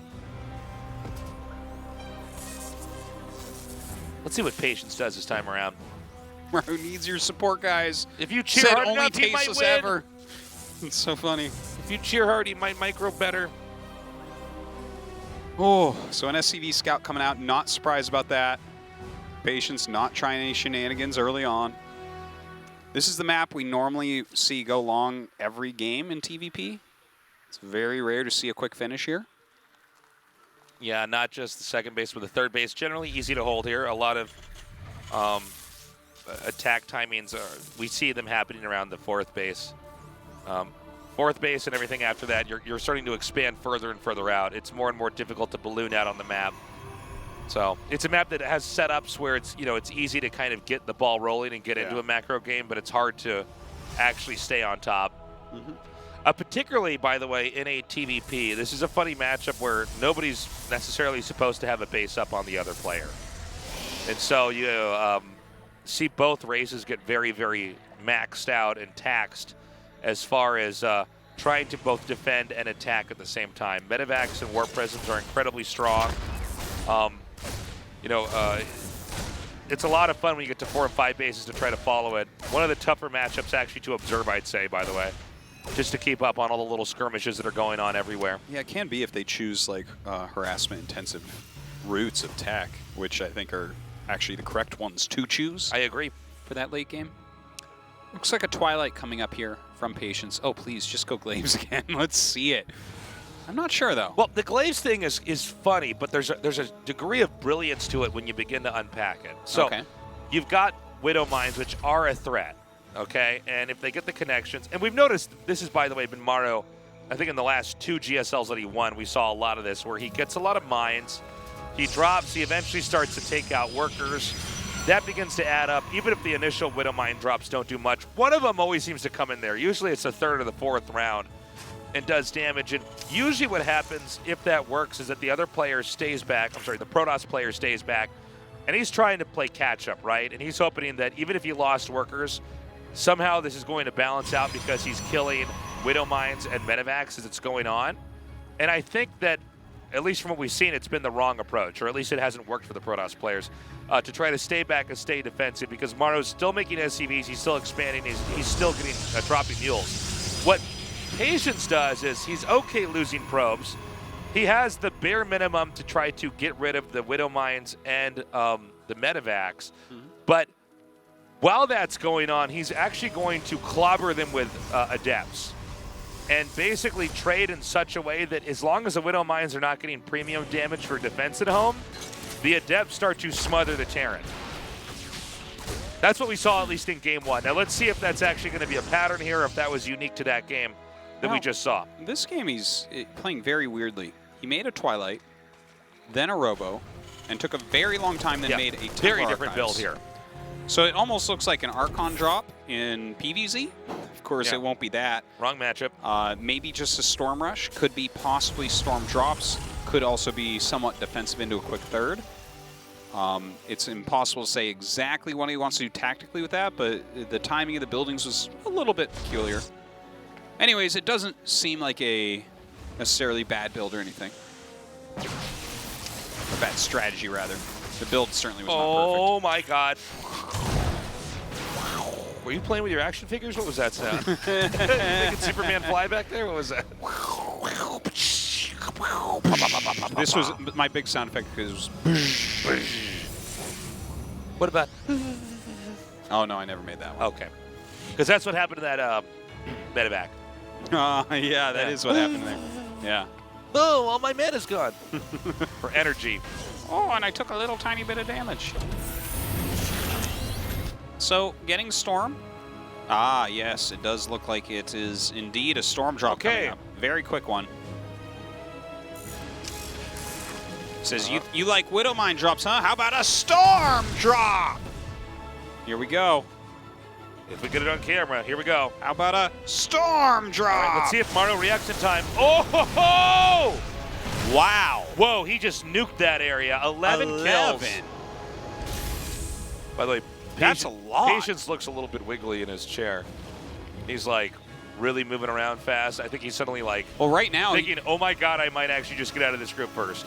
Well, right now he's just thinking, am I the best player in the world? Am I the best player in the world? Am I the best player in the world? Am I the best player in the world? Why does he have that GSL jacket on? He has a different jacket than everybody else. Everyone else has sponsors. Okay, we have this kind of like old prison outfit going on here.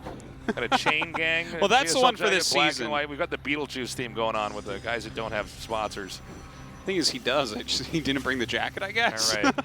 It'll make more sense when we show it on camera. Sorry, guys, but you'll see. You'll see. Okay, so worker count right now. It's 45 to 50, so Patience in a little bit of a lead. This is post a huge drop.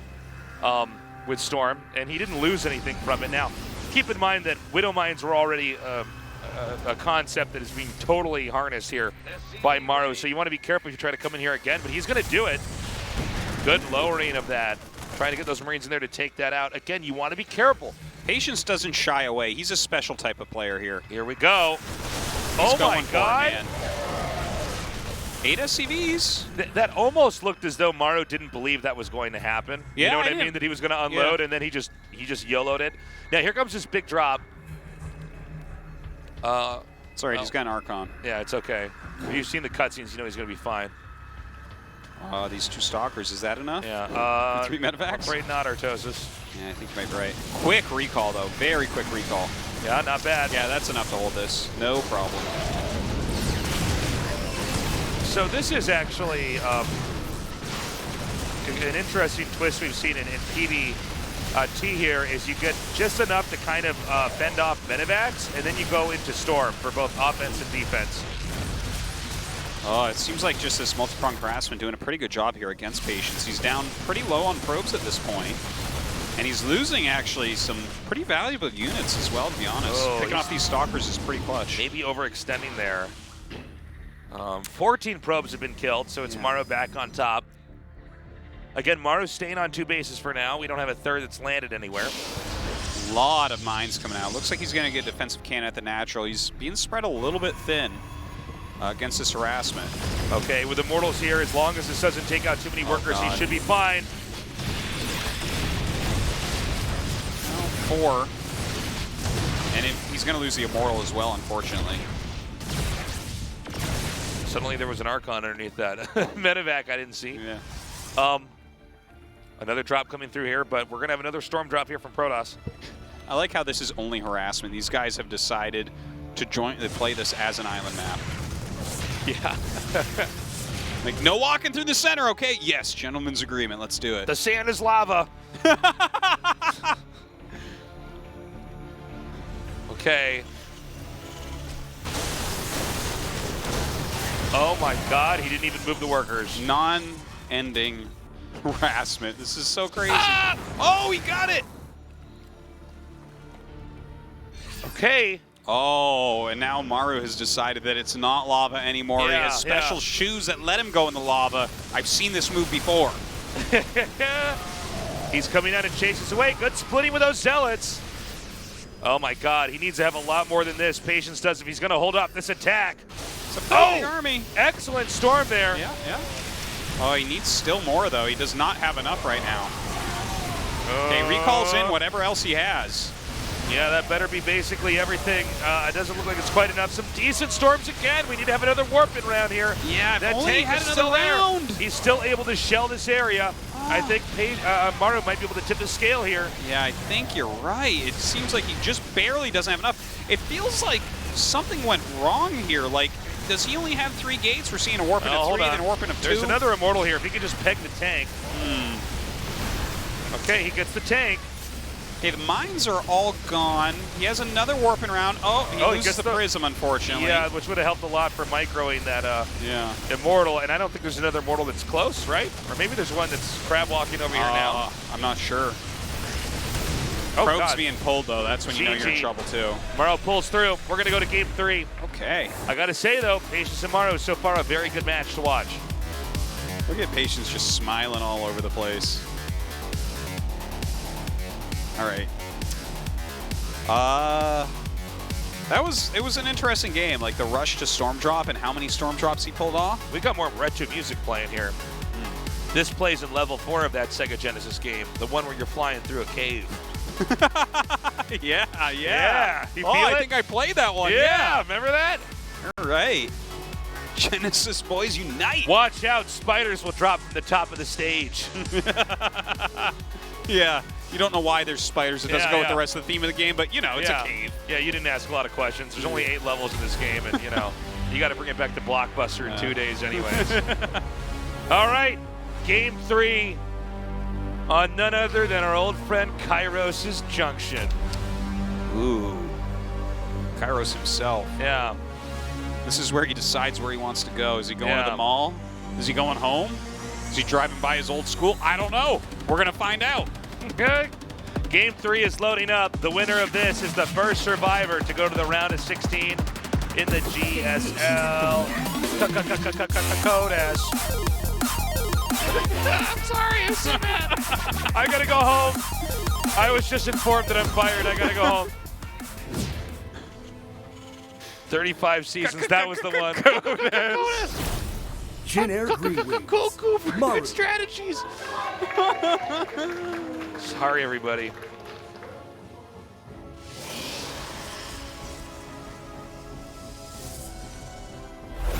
Team LP, Patience.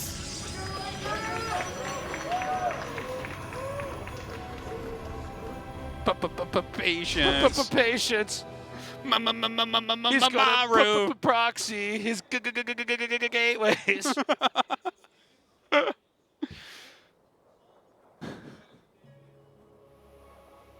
What's he gonna do, Artie? He's gonna go scout him. Yeah. You're right. He's gonna scout him. Scout him. Huh? Oh. Well, let's see here. The last game, it was a back and forth.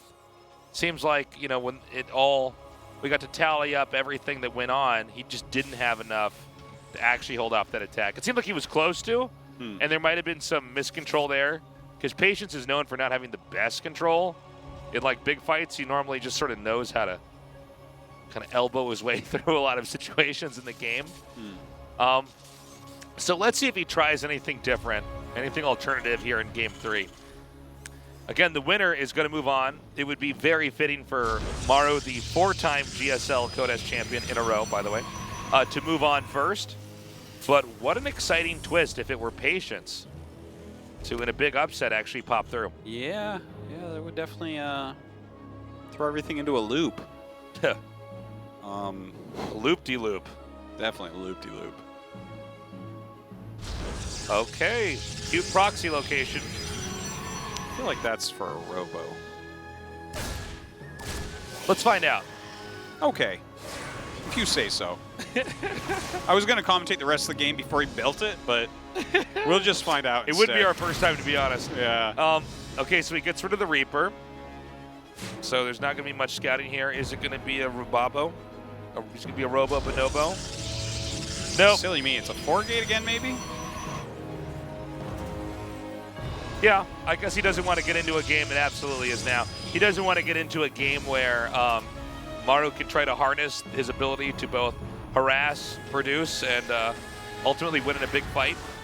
He wants to come through and try to landslide an attack that's going to wipe out the third base and basically get Maru in the Achilles heel before he can get his economy going.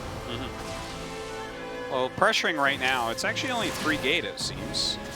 So a little bit different. I thought the 4th gate was added much later, wasn't it? I thought it was. I think it was added too much later, but you know, he did a 4-gate into a 7-gate adept play last time. Maybe this time it's a 3-gate into a 7-gate adept play. He wants to mix it up. He wants to throw him for a loop. Hey, for Patience, I would absolutely be okay with that. Now, the Widow Mines are going to come down here. The Widow Mines are actually being blocked by the Marines here. So I think he could actually target down one mine. Yeah, there's just enough. In fact, if he does it right, oh no. Good repair. Yeah, good repair. Very good repair. Can do the little depth shade trick. Trigger that mine off. Whoa! Oh my God! Ooh! Okay, at least he pulled that one he's back. Got enough. Patience is the guy that gets the circle object in the square hole. I mean, this is just, yes. You know what I mean? That's just who he is. He's got all the different fruits, and he's got the little shape that he's got to put into the puzzle, and he makes the grapes go into the banana shape. Yeah. We're like, okay, well, you broke that play set. Yep. Kids can't use that anymore. You know, if you do it gently, it'll go through the right hole. He doesn't know anything about gentle, though. Yeah. He looks at you cross-eyed and says, banana grapes.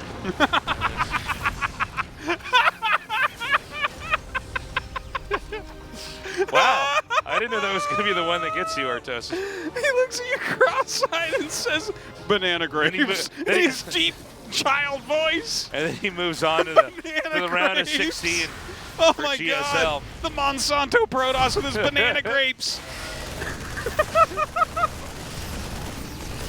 Well, he's got these adepts in here.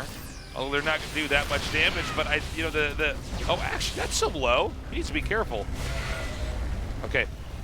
Oh, comes right through. I'm getting a little bit worried here. Protoss is taking a third base, guys. Yeah, it's 28 workers to 44. He's going to have Blink and lots of gates. It's going to be pretty hard to kill him. It's not like Maru has a ton of production or a giant army.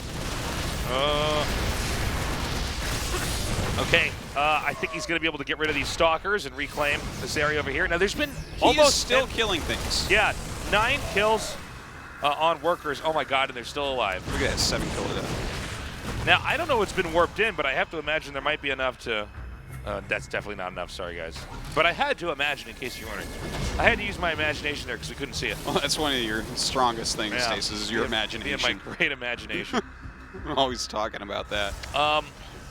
So, I guess now we've got to see, does he try to push the issue? Does he try to come in here and wipe out this location? It's 2 tanks and a modest amount of Marines to defend, but they are in a high ground location. Now, he took about 8 Marines and put them in a medevac, and he's going to go across the map. So, oh my God, this was like the worst time to unsiege. Okay, blinks up, kills one of the tanks. He can't break in there, though. He's going to get more SCDs, though. Can he get the command? I don't think so. Oh, boy. Okay, this drop needs to do a lot. But one of the best Terrans in the world is not going to the next round. Oh my God, he got it. Wow. Guys, I think Patience might do this. It's looking good right now. Looking real, real good. Look how much damage he's done. My God. It's crazy. It's going into charge, too. I love how he's warping in 5 Zalts when charge just started. Yeah, I think charge might even be more of an afterthought or toast. I think what he wants to do is just try to just go, oh, it's like a bulldog drop. Yeah. It's like I saw them do this in ASL. Okay, here we go. He's going to drop that up here. Oh my God, he's going to get both the tanks instantaneously. Oh, this is... Oh my God. Wow, look at this. And he just blinks on the other side. Oh my God, and a great warp in. Oh, but he's going to get the warpers out! So how much money has been spent repairing this one command center? That's what I want to know. More than it costs to build. GG! And that's it. Damn. Patience wins the group. What a crazy upset. Look how happy Patience is. If that doesn't make you happy with how happy he is right now for smashing the best 2 Terrans out there. Woo! WESG champ, okay, and GSL champ from Season 1. Nothing compared to Season 2 Group A champ, Patience. Maybe he didn't win as much money as they did. Look at Maru, he is so salty. I've never seen Maru look so salty in my whole life. He might as well just eat that bottle. Wow. Well, tasteless. Let's get an interview. That 5th GSL is looking further away right now. All right. The end of this tournament's going to be a nail biter. I guess the end of today's parts of the tournament, excuse me. We're going to go to an interview and see how Patience is feeling. Ryan, go ahead. All right, a big upset has come on the opening day of Season 2 of GSL Codes. Congratulations, Patience. You were able to defeat 2 of the strongest Terrans in the current scene. How do you feel finishing first in your group? No, I prepared well and I was confident, so I knew I was going to do well today. Did you have sufficient confidence to beat the defending champ? Initially, I know a lot about innovation style, so I knew what to prepare against him. I thought the match versus Maru will be very arduous. However, I watched a lot of his past games, and I tried to come up with a lot of counter strategies as much as possible for each maps. No, you were probably one of the most difficult opponents for Classic in the Super Tournament. You probably felt a little bit regrettable by not making all the way in the Super Tournament. Yes, indeed, I did. However, it is because of my numerous mistakes during the series. So it is a very regrettable tournament for me. So I need to do well in this season. So despite Maru started with a bunker in the natural, you were able to break through. No, once I killed the Reaper, I knew I had the opportunity to go a frontier force attack on his natural. So I think that was the biggest factor, taking out the Reaper. No, you used a lot of resonating blades today. Did you come up with that for your game plan today? No, initially I was only going to use that against Maru. However, I had to beat Innovation first in order to go to the winner's match, so I just used a lot of this and that, including the resonating blade depths. No, there were times when your frontier attack would have been fended off if the siege tank on the high ground didn't come down. What do you think about that? Yes, I believe that's true because of the fast construction of bunker. However, thanks to him, he brought the siege tank to the low ground, so I was able to force through it. You were evaluated as one of the high potential players, yet you were very inconsistent throughout your career. What kind of efforts have you put in to break that inconsistency? In the past, if I practice very hard quantitatively, then I would do well in tournaments. However, these days, it's more of a mental/image training. So I just gave a lot of profound thoughts about what I'm going to do on the match day. So that's I think the biggest driving force towards success. No, you were the first pick on the draft for the group nomination. What do you think about it? I was a little bit offended to that. However, if I get picked first again, then I make sure I prepare the best of my ability and kick some butts. Okay, any last words to the fans? GSL 처음 32강 첫 진출자가 되는데 기분이 너무 좋고요. No, I feel very great for making I'm the first one making it to the next round. 만들어서 열심히 준비해서 또 이기도록 하겠습니다. And I hope I draft a great group and then advance to the upper rounds. Thank you. I want world peace as well. Okay. We are going to go to a short break in a little bit here. Really impressive stuff. Patience taking out two of the best Terran players ever. Yeah. I think he really prepared well. I hope Maru does not get knocked out. That would be... Why do you hate Innovation so much? I'm not... ever since he killed my father, I've hated him. No, Well, your father's not good enough in macro. I don't know what you want. No, I mean... I like Innovation just as much as the next guy, but Maru... If he doesn't move on, I don't know what I'm going to do. We're going to go to a short break. Bye.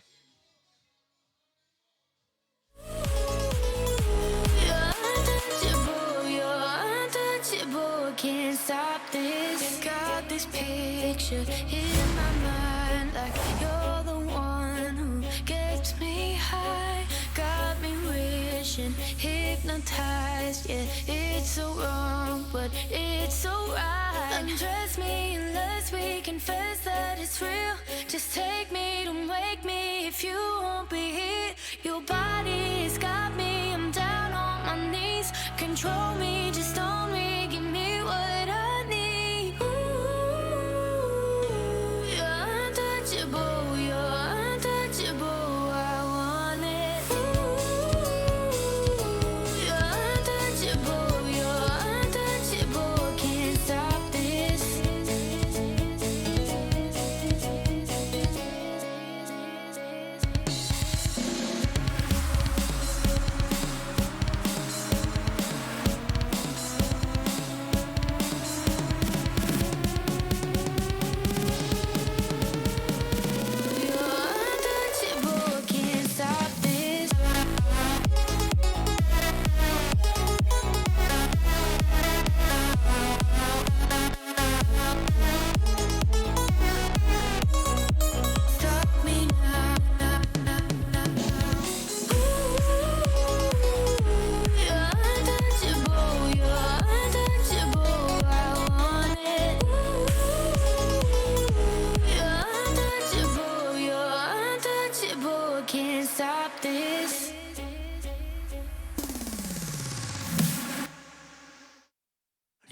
wanna be anywhere near me.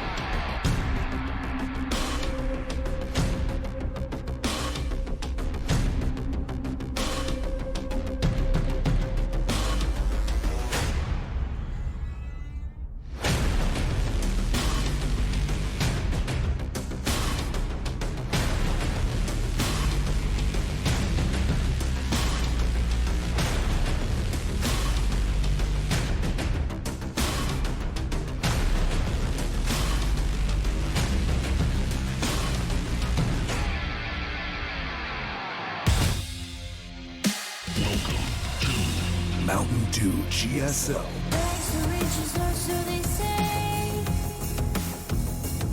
You gotta keep pushing for the fortune and fame. No, it's all a gamble when it's just a game. You treat it like a capital crime. Everybody's doing the time.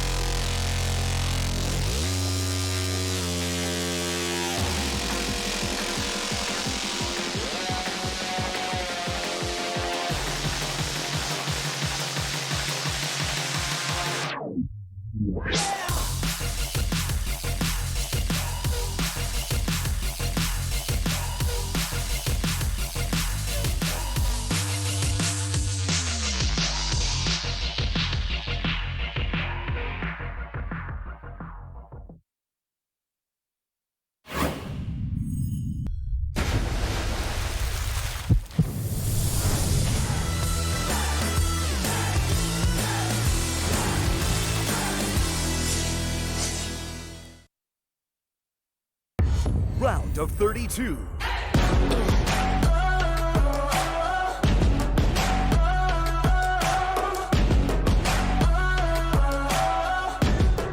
It's my turn now.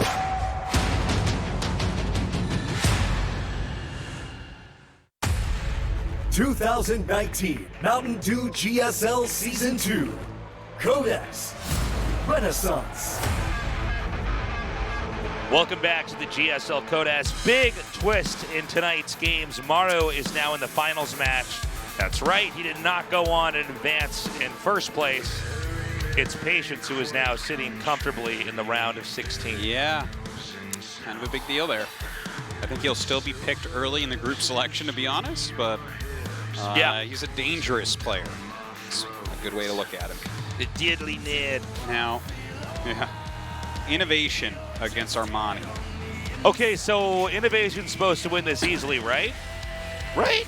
He should be able to defeat Armani for sure. I mean, he beat Cyril at WESG. His TVZ obviously on point. Okay, so guys, remember in the original Jurassic Park movie where they lowered the cow into the raptor pit? Yeah. That may be Armani. He's the cow right now. Well, we don't know for sure what happened to the cow. Yeah. They're you're just right. a loose harness came up. Maybe right? the Raptors just tickled him to death. And moo is also the sound that cows make when they laugh or when they're in pain. I mean, maybe that's its battle cry, and it got away from the Raptors. We don't actually know for sure. They never showed it. Well, let's find out as we go into new repugnancy. Armani and his cow moving crane is going to go down into that map as the innovations have learned how to open doors. I don't know. I don't know. Our show's just Code S. Code SSSS.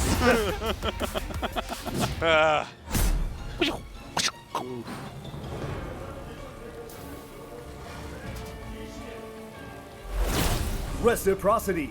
Innovation.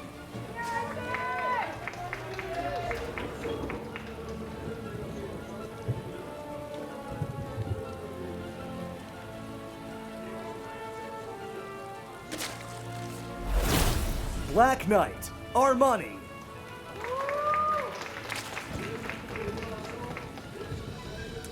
Got those new Bose fancy sound canceling headsets now. That's right.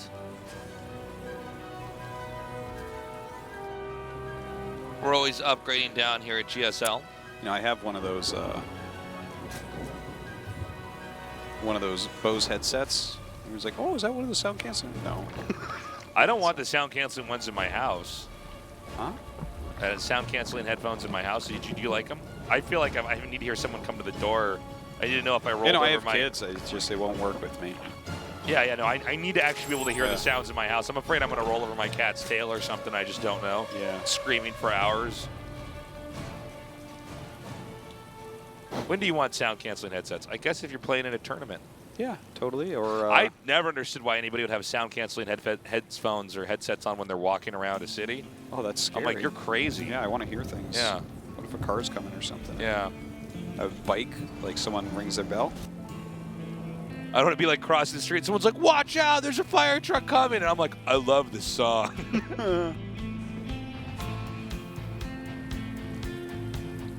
But an airplane, sure. Yeah, actually, I guess on an airplane. Actually, now that I think about it, I said I didn't want it because I have kids. Actually, the other way around. You do want it sick, actually. Yeah, yeah. Also, if there's bad turbulence and I don't take my headsets off, I don't have to know that the plane is crashing. I'm like, no, this is fine. I think you'll know anyways. Oh, is he doing a 2-on-1? Looks like it. Yeah, it appears so. It's an interesting build to bring here against Armani. What makes you say that? I mean, just... Both Innovation and Maru got one drone and one Ling with the initial Reaper, which is uncommon. You normally don't see that much damage. Yeah. Anyways, yeah, the 2-on-1, if that is in fact what we're seeing, it looks like it's going to be. You know, the bunch of Marines, 2 medevacs, stim timing. It's just kind of an older build. We don't see it as much. Wow, close to getting that one. So I guess I'm just not really expecting to see something like that. Like, everyone has a lot of practice against that. It's not like Armani was not around during that time. You know, 3 years ago, it was the best build in this matchup. Yeah, this is a build that any Terran player worth his weight in anything is going to be somewhat acquainted with. It's part of the reason why Bjorn was the champion that year. It was like a build he was extremely good at, and then eventually Innovation was like the second guy where we're like, okay, this is beyond level, this is crazy. Yeah. And then Maru came along and got to a super high level with it, and then it kind of faded off a bit. People got very good at defending it, and in fact, we see the Evolution Chamber on the way. If that's Carapace, yeah, and he's continuing to produce queens. The way you generally go about countering it is making lots of queens, getting Carapace for your Lings quite quickly, and just making a good, solid amount of Lings. And then you try to make them lift up and keep the Lings under the medevacs, push them back as far as they can before they unload again, and rinse and repeat. So we'll see if that's how Armani handles it. I think he has enough intel to have an idea that this could be it. Yeah, look how many queens he's making. It seems pretty steady. No Carapace as of yet, though. There it is. It's a little bit late. It's a little bit late. Yeah. So, despite having a lot of very unusual tech openings and builds so far today, we're actually going to go into a pretty standard TVZ opening here. Now, a lot of this is just dependent on, can the Zerg defend and keep the right balance of economy and not hemorrhage too many units in the process of this. Yeah. Overall, his counter looks good, though, right? He has a lot of queens and lings. Yeah, yeah. We've discussed this in years past at GSL, but basically this activates, as you can see, right when Stim finishes. You basically roam on the edge of the creep and try to get as much creep tumor kills as possible, try to shave off queens. But when you have that many queens, basically they can click down on the medevac as the lings run underneath. And once you lose the medevacs, you lose the ability to evacuate the premise. And when that happens, generally you can overwhelm the Terran, and the Terran concedes map control to the Zerg. So right now, Armani's definitely reacted properly. In fact, he might have more than enough defense. So I don't know if this is going to do anything here from Innovation. Innovation will probably have 1 or 2 more dive-ins here. But I think Armani can continue to develop and grow on the map. Well, he's removing some creep. He got an Overlord. You know, picked off a few lings here and there. And not too much, though. The casual StarCraft player, this can look sort of inconsequential because you don't see anything major killed off. But forcing the Zerg to remake the creep here is actually quite a lot. If you were to watch a game where this wasn't happening and how much of the map the Zerg would have with creep, which ultimately matters when the late game pushes from Terran come in, as Zerg has so much more room to pick fights and then retreat off of, quicker engages and all that. So much of this is really Terran trying to control the game so that there's a setup later on potentially for a push if the game ends up going in that direction. I do want to mention Innovation's follow-up is the more standard macro follow-up, where he went for double eBay into 3rd CC. He's also bringing a couple more medevacs here, but Armani's ready for that as well. So Innovation playing well overall, but not getting that much done. The creep is obviously important, but what we'll generally see from here is Innovation will try to hit a 2-2 timing attack. Like, keep some pressure on with these, sure. Keep the creep back as much as you can, and then when you have 2-2, that's when the entire army is going to join up. So Armani has until then to really develop and get ready for that. Okay, the Overlord goes down. Again, little victories here, but this is, you want to take whatever you can get here as Terran. I like the Spore Crawler coming up here. I gotta say, so far Armani's looking very good. And, you know, to be frank, we didn't really get to see Armani actually get into a normal game at all here. Now here comes that attack from the bottom. That Widowmine should be connecting on the Banes. Nope, did not connect on the Banes, but there's also not enough links here to where I think the infantry can basically target down everything. You need some more links in there. Good denial. That was not a cancel. That was a kill. Yeah, and I'm worried that now we're going to see Armani start to tear at the seams here. Yeah, it seems like he let up just for a moment here, and suddenly Innovation is all over the place. Some great pressure from him. If Innovation gets a few more good moves in here, a very rocked Armani could end up losing this game.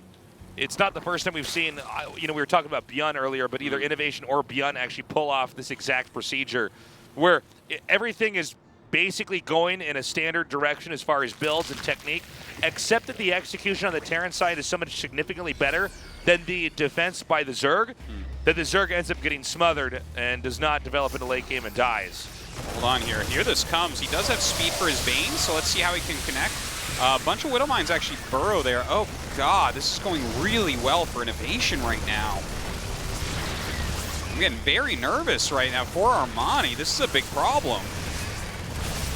The Fling Flank comes in, but maybe a little bit late. Oh, that was great. I don't know, man. This is a pretty beefy amount of infantry here. And that last connect there with the Widowmine. No medevacs, but a lot of Marines here. He's going to just go for it. Let's see what he can get killed off here. Again, there's not very many HP on the rest of these Marines. He's going to have to try to center set micro this as much as possible. Can reinforcements continue to come in here?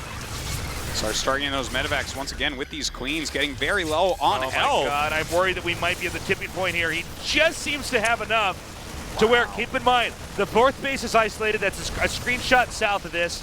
Infantry is basically in control of this location, so the hatchery is going to start eating a lot of damage and eventually is going to get destroyed unless Armani can stop this right here, right now. Now the Banelings roll in and actually get an okay connection at first, but then the mines, oh my gosh, targeting down everything. The queens still being worth quite a bit, but you can't fight with just queens. Yeah, that's just about that, I think. We are at the point of no return. Well, you know what? That is an example of one of the best Terrans of all time. Look at that. Innovation cannot hide the smile. Grin. Oh, man. Oh my God, he's looking over. He's like looking. He's like, yep. Did you see that? He's sad. The amount. Oh my God. Oh. Innovation has no empathy for his victims. None. Innovation's like, I bet Armani's in a lot of emotional pain right now. And he looks over and he smiles again because it's true. Also, he takes a sip of his coffee. He's like, all right, coming for you, Maru. The face he's making is also a face that's trying to hide what the actual face he wants to make is. Look at Armani. Armani distraught. Yeah. Oh, man. Two very different emotions these guys are writing right now. And the thing is, Innovation knows all he did was play a better, cleaner game than Armani. He did. He was better that game. It was not like through tactical brilliance or through incredible strategic surprise. He came out on top. It wasn't through a build that generations are going to follow from there. It wasn't like, wow, I didn't see that kind of mech switch. No! Innovation, bigger, faster, stronger. He wins game 1.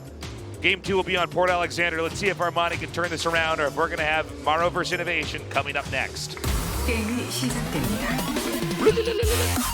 Donkey Kong, Pac-Man, StarCraft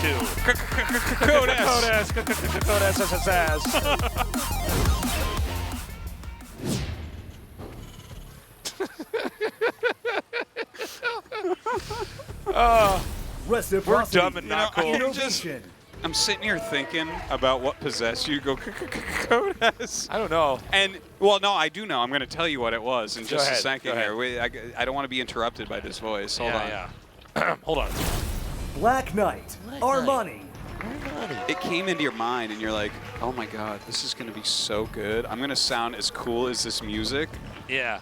And I'm gonna make the show better. I thought that they're going to clip this onto Reddit. People will be like, man, Jesus is the coolest. And then you did it, and you realized, oh my God, I've been lying to myself. Sometimes something comes in my brain, and I say, you know what, I'm going to say that on air. And then as it comes out, I think, sunglasses will not land on my face now. I am not cool. No. But Armani, thinking he's cool right now with a very aggressive build. Yeah. What's he going for here? Well, I feel like we're about to watch Armani try to steal a baguette from a grocery store and run out without getting caught. This is... Well, it's going to be like the beginning of Aladdin, except they're going to cut his hands off.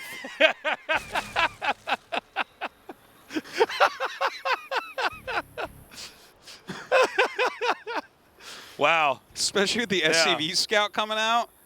Oh, that's the real one right there. He tried to steal that. He was just hungry, but you know what?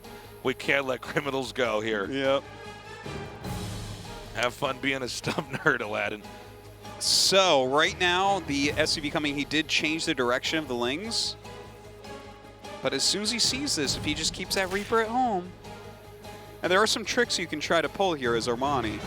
You can show smaller amounts of Lings and then kind of flood. I regret showing me some of these recently, but I don't know how dedicated he's going to be to this.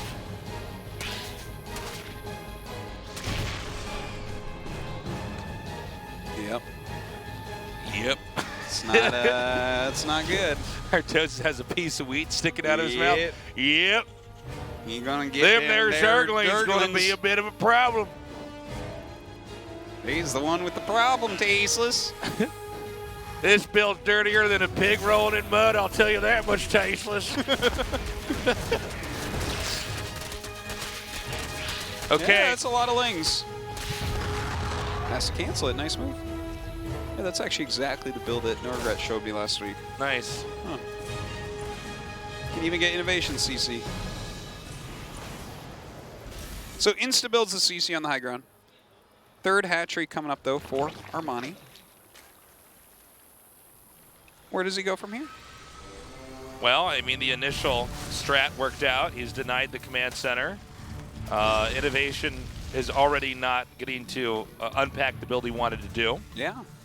Now, that being said, I'm sure Innovation has a build that's already easily streamlined into this. But, I mean, it's going to be hard for Innovation to do anything to interrupt Armani. It'll be impossible to have the same type of push with the same type of efficacy that we saw in Game 1. So maybe Innovation tries a different approach. The thing about Innovation is that he grows in such a way that even if he gets behind early on, he usually gets to catch up and a lot of times get ahead anyways. That's why it's rare, and there were whole eras in StarCraft 2 where we got to see this, where there basically was no way to really, oh my god, it got away. There was no way to really get beat Innovation unless it was a pretty dramatic game, you know, for that exact reason. He tended to not get cheesed out. You get a lead, that's fine. Good luck trying to keep up, even when you have that lead. He moves at such a breakneck speed here, macro-wise. Yeah. Oftentimes uses very safe builds as well. Now, you know what I think we're going to see here, actually? Pretty sure we're going to see Marine Tank Banshee go up to that 4th base location above Armani. Oh, I love that Reaper. That was good micro. Right above this base and siege up and abuse the 3rd. It's a very, very strong spot. It's actually something we saw Maru preparing against Armani on New Repugnancy, but then Armani caught the 2 siege tanks. But I believe that's what we're going to see. If I had to guess, and I'm guessing. Okay, here comes that Banshee. There is a Spore already here, so this should be in and out pretty quickly. And let's see if what Artosis was talking about does end up happening here. Yeah. It seems like it's the beginnings of that. Yeah, he's going to come up here, and I think you're right, that little area above the 3rd is a very good location to get. Below the gases in the little corner, you can siege the tanks. They hit the top mineral patch and obviously deny gases.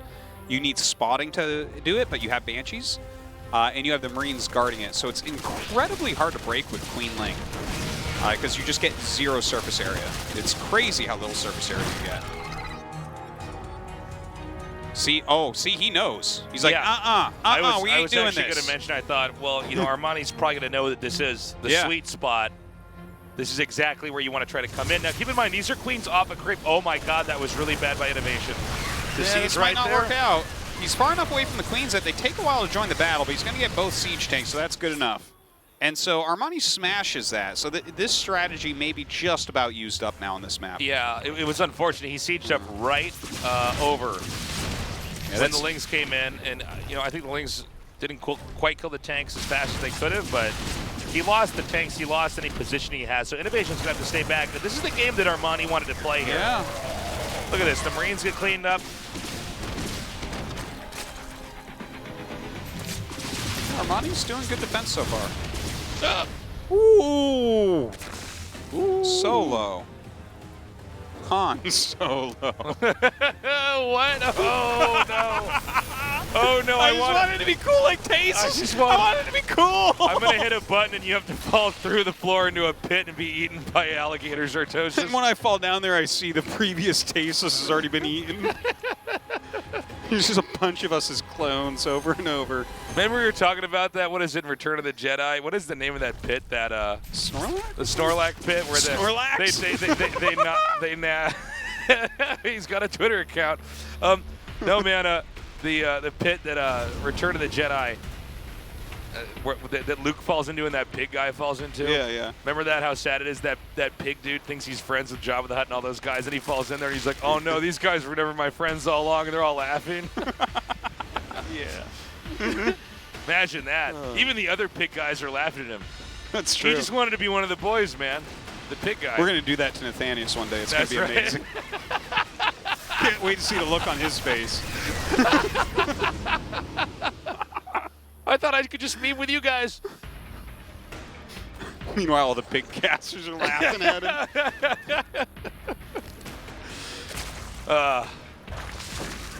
That's funny. We all stop laughing except Maynard. We all turn and look at him. Oh! Oh, God. Okay. So what's happening in this game? I don't know. So this time around, Armani is actually getting the game he wanted. Innovation has a pretty late third base. Let's remember that Armani's initial strategy actually slowed down Innovation from even getting the second base up. Innovation had this timing attack that was completely thwarted. For a while, it was just the Banshees we see here continuing to roam and trying to get any damage they could, but there really hasn't been that much dished out. Oh my God. A Lurker Den is on the way. What? Uh-oh. More tanks are getting cornered here. I think we might be going to game 3 if this keeps up. Well, things are not working out right now for Innovation. That is certain. He needs to make sure he holds this fourth base. That's very, very important. And it seems like that won't be too much of a problem. Another rally of these units coming out should be all right. Baneling speed is a little bit late. The Lurker Den, though, is purely fascinating to me. The last time that I can recall seeing Lurkers used in a macro game in this matchup was on Echo from Solar. All right, so that was a long time ago. A long, long time ago, if anyone remembers Echo. But it was a very cool positional play. This is a much more open map than Echo. I don't know what is going to get done with Lurkers. But I'm so excited to see it. I hope it works. I'm curious if he was always planning on going Lurkers, or if there was something that he saw that made him want to go for that. Gosh, you know? I think this has to be a strategy that he has in his back pocket. You don't reactively go Lurkers in this matchup. That's what I'm getting at. It seems weird, right? It seems. Oh, okay, sorry. Particularly, well, I mean, no, but particularly against Innovation, right? And especially with the way that these games have gone for Armani so far. Yeah, I have no idea. I don't know what this is going to be. The 4 Lurkers on the way. Like, is this a harassment tool? Is he going to use this defensively in an area? Especially with a Terran who's continuing to make tanks here, you know? It's 2 factory tanks. Yeah, it's like... Or it should be, he has 2 facts. It's like, I'm going to go for the lesser tanks that go underground. Yeah. It seems counterintuitive. What are those Lurkers going to do? He's getting Hive. Like, once you have Lurker burrow speed, like, I could see it being a little bit more useful, but these slow Lurkers, like, it's hard to get bio to actually run into those. Unless you just burrow them somewhere random and you hold position them. Oh my god, this might be the most brilliant Baneling landmine we've ever seen. And there's not even any Banelings there at the landmine. Oh my god. Well, I don't see a Raven with the army. I don't think he's necessary. Oh, this is crazy. And you never get it, and it's beyond the creep, so you don't get a scan there, most likely. Now, if you scan it, they really don't do much, do they? Okay, gets everything over here. Wait, where'd the Lurkers go? They're still in, they're above the creep in the very center, like just to the right of the watchtower. I see. So maybe he feigns an attack in here and goes somewhere else. I don't know. Okay, he's moved him a little bit.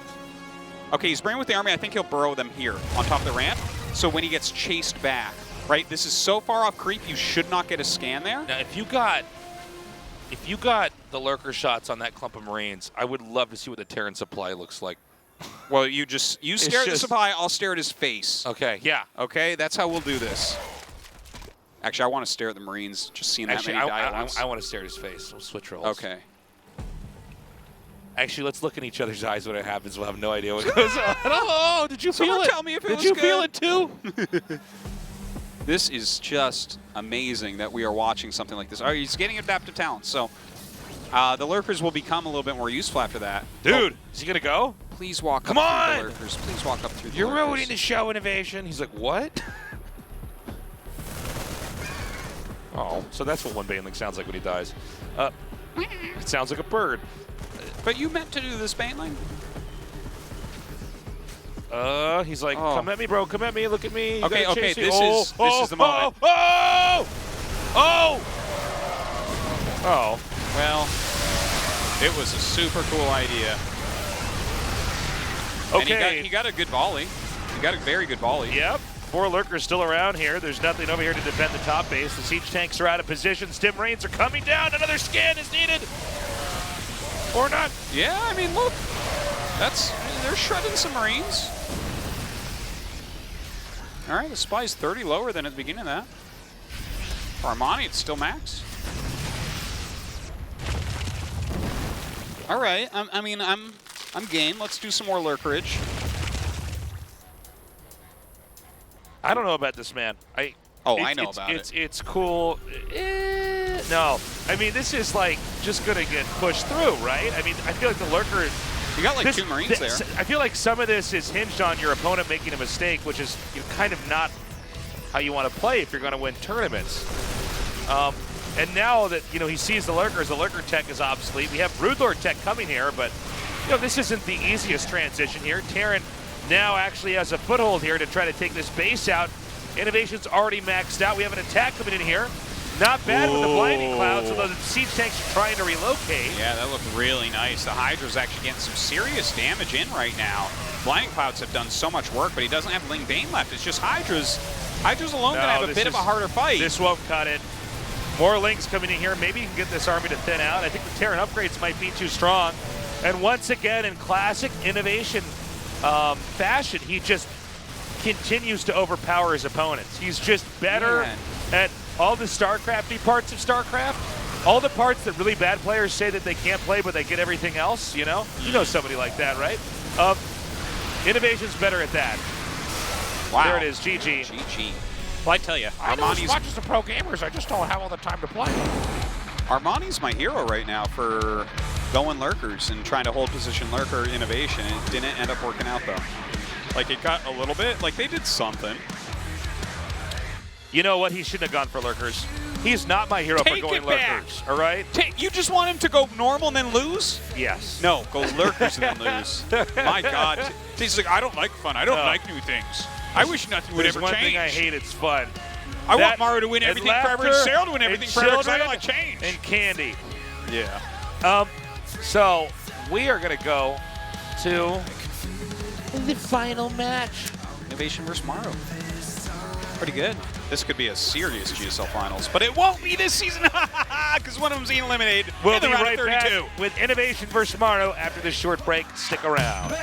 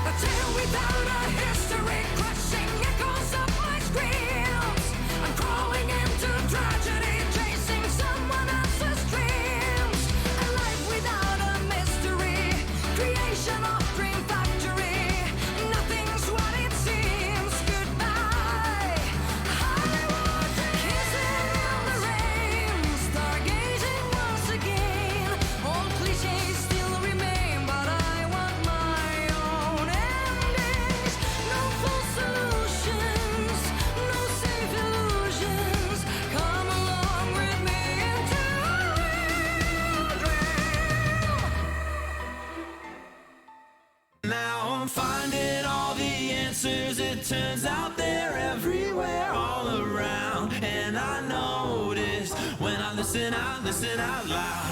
And I found all the flowers, they were rising up from under the ground. Can you hear me when you listen out loud? Time waits, we get what we make, and the future comes back to be.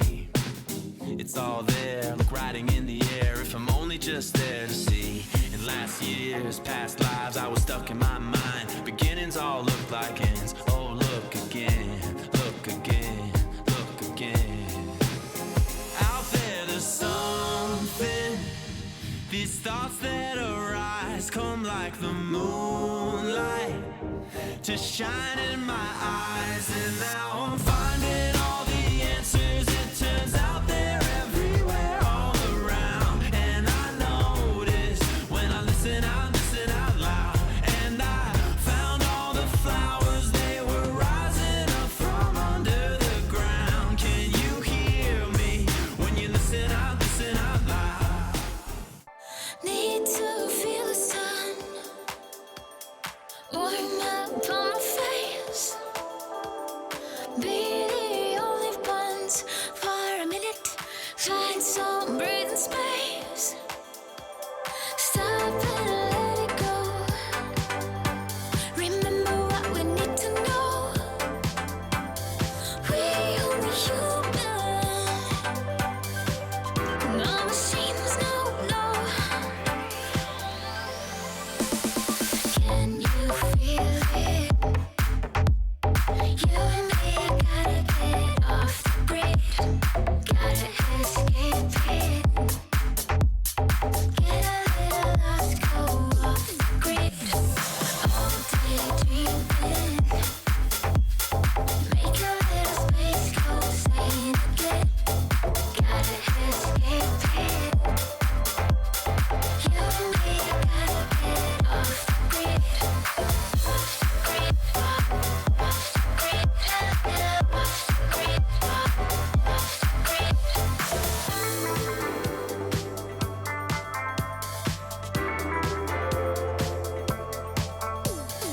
Just to feel the grass underneath my feet. Go nowhere fast. Close my eyes and see oceans in my soul.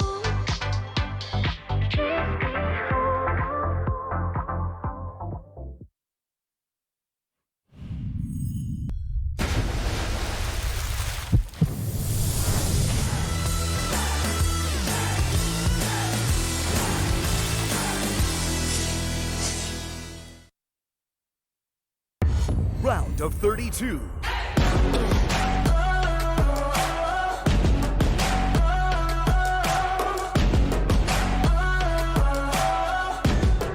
It's my turn now.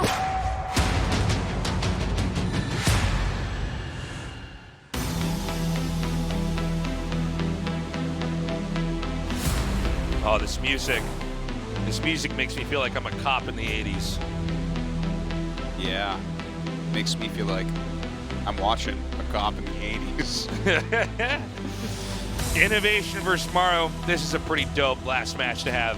I mean, you really can't ask for a better TBT. What Jesus? What about T? Shut up. Just shut up. You've got to be happy about Innovation Maru. This is great. WESG semis rematch here. Innovation did beat him in that tournament. Ended up winning the whole Look thing. at Innovation. He's smiling. He's like, finally, they'll stop talking about Maru and they'll start talking about me again. Maru's like, I can't believe I lost to patience. I'm still salty. I'm not supposed to be here. I'm royalty. I'm royalty. I'm royalty. My bloodline is better than yours. Well, I don't doubt that, but at the same time, you must prove it here with your StarCraft game. I'm royalty. That's why I play in front of the forever plebs. New Repugnancy, Kings Cove, Kairos Junction. Once again, Cobalt, the last vetoed map. Artos is proving he can read once again here in the GSL. Maru, Innovation, Terran. It's innovation. There's novations. There's none. I got nothing. Let's go, game one. Coda. Coda, it's us. GSL.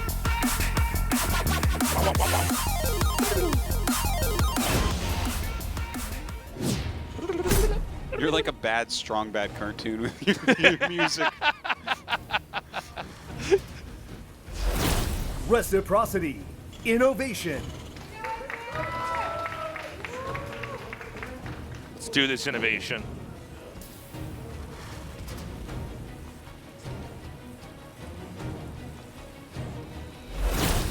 Jin Air Green Wings. Maru. Let's do this, Maru. So biased. Just hate I'm biased. He's a biased caster. Just double gas, both of them to open. Yes. Dad, your friends are here. Thanks, Artosis. Jeez.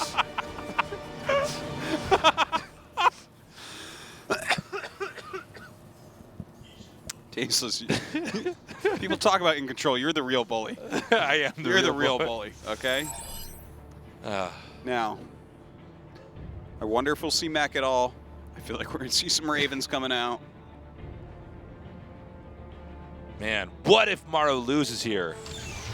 He's out. Easy peasy. But is that a crazy thought? No. I think it's possible. I told you he might not get I don't out. think it's like me just saying anything. I'm like, what if an elephant just came over here and stampeded over everybody? It's like, well, that would be really random and weird, but, you know. Well, you can't get up here. You can't come up the little staircase. You don't know the elephant has blink. This is my bizarre world. Don't challenge me. Well, if he blinks up here, he's going to find that he doesn't really fit. So I think it's, I don't know what type of game mechanics he has. I know how big it could an be a elephant tiny is. elephant. It could be the size of a potbelly pig. Back off. Okay, I can fight a potbelly pig-sized elephant. Maybe not me alone, okay, but let me probably tell you both of us something. I would pay all the money in my bank account to see that right now, okay? Tay says, I don't need $38, but thank you for the offer anyways. Yeah. Tay says just pays me money to kill tiny elephants. It's so terrible, everybody. I want him to stop. You murder it very quickly. I'm like, this is horrible. Like, yeah. Have fun I didn't with your say you blood could use a money. knife. I'm like, you didn't say I couldn't use a knife. All right, they're expanding. I like how everything just has blink. That's like the. It's a necessary ability to throw in. It changes Blink everything. just gives everything so much versatility. That's it does. Imagine a StarCraft Bizarre world where the Colossi have blink, but the Stalkers can walk up and down on high ground. Oh, man. Imagine what that does to your eyes as you play the game. I think the Stalkers would be even more broken then. Yeah. You got a little bit of a cough today. You feeling sick? No, I'm all right. I had a cold a couple of days ago. Still have a little bit of a cough, though. Looks like Maru's going to come out. Triple Reaper. Yep. Double Hellion. Single Cyclone. I don't know if Innovation's going to be ready when this comes in here and hits. Well, when he juggles this forever with these three Reapers. Let's see if he can get an extra life if he gets 3 juggles on the Cyclone. Ooh, he actually missed micros that pullback. Uh-oh. So he loses 2 Reapers for 2 Reapers and takes a bunch of damage on his Hellions. So that did not go as Maru was hoping it would go. Nice. He drives that away. Both players going for Ravens now. They're making Ravens tasteless. Yes, they are. I think most people aren't going to get that. That's an inside joke with us guys. I don't. Maru. Oh my God. So far, so good. He's keeping those Cyclones alive. That's a lot of extra damage. He gets it. Uh-oh. Innovation. This is a problem. Uh-oh. Looks like we're going to have to put that trophy, the 5-time trophy, back in the closet. Okay, take it back out of the closet, guys. What's going on? There's literally one guy whose job it is to take out and put back in the closet. And he makes 6 figures a year. It's crazy. So now Maru's going to go across the map. That guy is dusting the trophy off. Still a possibility. The GSL with the S is a 5. All right, I think we've stabilized a little bit. Yeah, have we though? The early aggressions may be over for now. 38 workers to 32 though, so obviously we do see that advantage. Innovation has started Stim. Is Maru going to start Stim? Yeah, we're still waiting to see it. It does look like Maru's itching to possibly come out here. I think Maru's going to mech. He's going for a third CC. Yeah, he's going mech. Watch this. You ready? Here we go. Innovation. Now, Stim is going to become a factor more quickly than mech can. That is for sure. So, even though in some cases mech can be very strong, you have to actually get enough units out of the factories and everything like that. Did you see that Marine in the center of the map? My God. All Marine statues are supposed to salute towards Maru. That's a very disrespectful Marine statue. Okay, he's going to go around here. It looks like the spotter Marine's going to see this. These Ravens are actually so important right now. Yeah. He's got to disable. Disable, disable. Oh! Oh, one Liberator up here in the main. I like it. Sick. What a nice move right here by Innovation. Sieging up the natural and sieging up the main all at once with different types of units. This is actually a disaster right now for Maru. Okay, he needs to be careful. I don't think he's watching his rally point here. Oops. So he's going to lose one tank for basically nothing. We'll see how much that factors in. I actually think Maru's going to have to lift that. You know, the 3cc play, and not that he knew this was coming, but the 3cc play is one of the absolute worst things you can do if you're going to be pushed like this early on, because you've spread yourself way too thin. You know, he took so much damage early as well, and now he's down a huge amount of SCVs. He actually is going for bio, so his stim is so much later. He has air control. Or no, he actually does not. I'm sorry. My God. I was trying to give him something good going on. Okay. Now, not bad. He's done a decent amount of damage. Is he going to go for a rotate? No, he might try to fake him out. He might try to push right back into that same location, knowing that Maru might be scrambling to try to get ready to defend up there. And this is such a smart move. This fake out was so good. Fakey, fakey, eggs and bakey, Artosis. That's what they always say. Yeah, they do now. He does have stim, but I don't think he can get up that ramp. Another disable here. These Ravens, though, are out of energy. Every move seems like the wrong move right now. He's got his Ravens, but, well, I guess the Viking count is actually going to go into Maru's favor with the Vikings, he needs to do something about that CC right away. Yeah. Oh, another Liberator coming in here. He could go for the third base or the main. Repairing could be the call. There he goes. All right, it's time. Time to take over the air. Siege tanks are going to be trying to target down the ones in the low ground. Did Innovation overextend? Was he too ambitious by trying to do that? The Liberator comes in, albeit a little bit later, before, I guess after everything's been cleaned up over there at the natural. So we have Vikings coming over here to try to clean up the rest of this. Looks like it's going to get those 3 kills, though, on the SCVs. Yeah. Not bad. And lost mining time. Look at the worker count. Like, Maru has been down 20-ish workers for a very, very long time. Now, I do wonder about counterplay here, though, from Maru. I mean, can he push across the map? What does Innovation really have back at home? We've hardly had any shots over here. Okay, here's our first one. He has 3 bases and 1-1 on the way. Maru's got to get something done immediately. He does have a good tank count. He does have double Ravens, so this is pushable. There's nothing defending him from just sieging up in range of the... oh, nice. Yeah, it takes a bit of a volley. It seems like Innovation should be able to just clear this, and I think that that's... his lead becomes stronger at that point. But hold on, these landed Vikings are chewing through the SCVs. Yeah, this actually did much more damage than I expected, but I think as a siege tank set up again here for Innovation, he should have enough to try to drive this away. It's pretty sparse what Maru has, but I mean, he's still doing damage.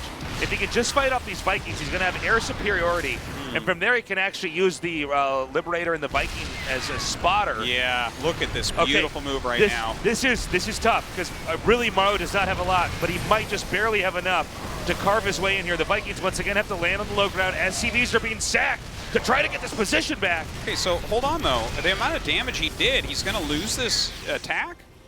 His army's small, but he's actually got the worker lead now. Look at the Viking way down run. in upgrades though. I don't know how he holds on if Innovation just applies pressure, as if it were a wound. See that Viking run? It tried. Looking like a dodo as it ran away. There's nothing sadder than a Viking on the run. Yeah. With its soft, fleshy legs, weak from never walking, Artosis. You let those little marine cats loose on it. Yeah. That was that. Oh, GG. That's how I like my games to end. Yeah. Just like that. It was funny. He was up 16 SCVs. That at game the end ended there. like a stroke. Okay, let's go. Let's go into game 2, guys. So Maru's down 0-1 here. Hey, Maru, you going to win 5 GSLs in a row? Yeah. No, Artosis, I'm not going to get out of the round of 32. He does sound like that.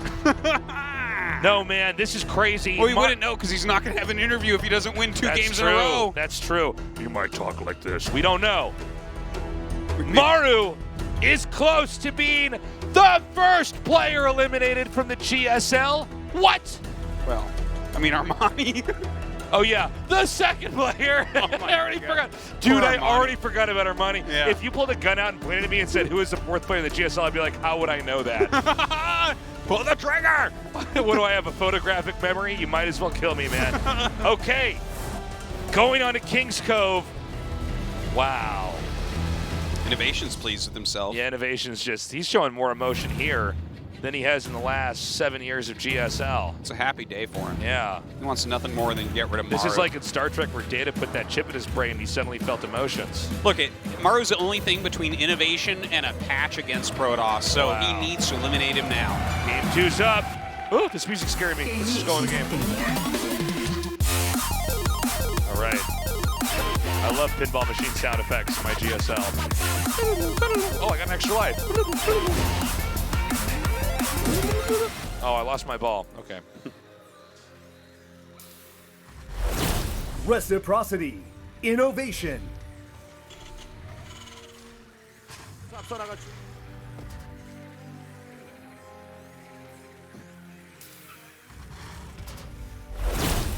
Jin Air Green Wings. Maru.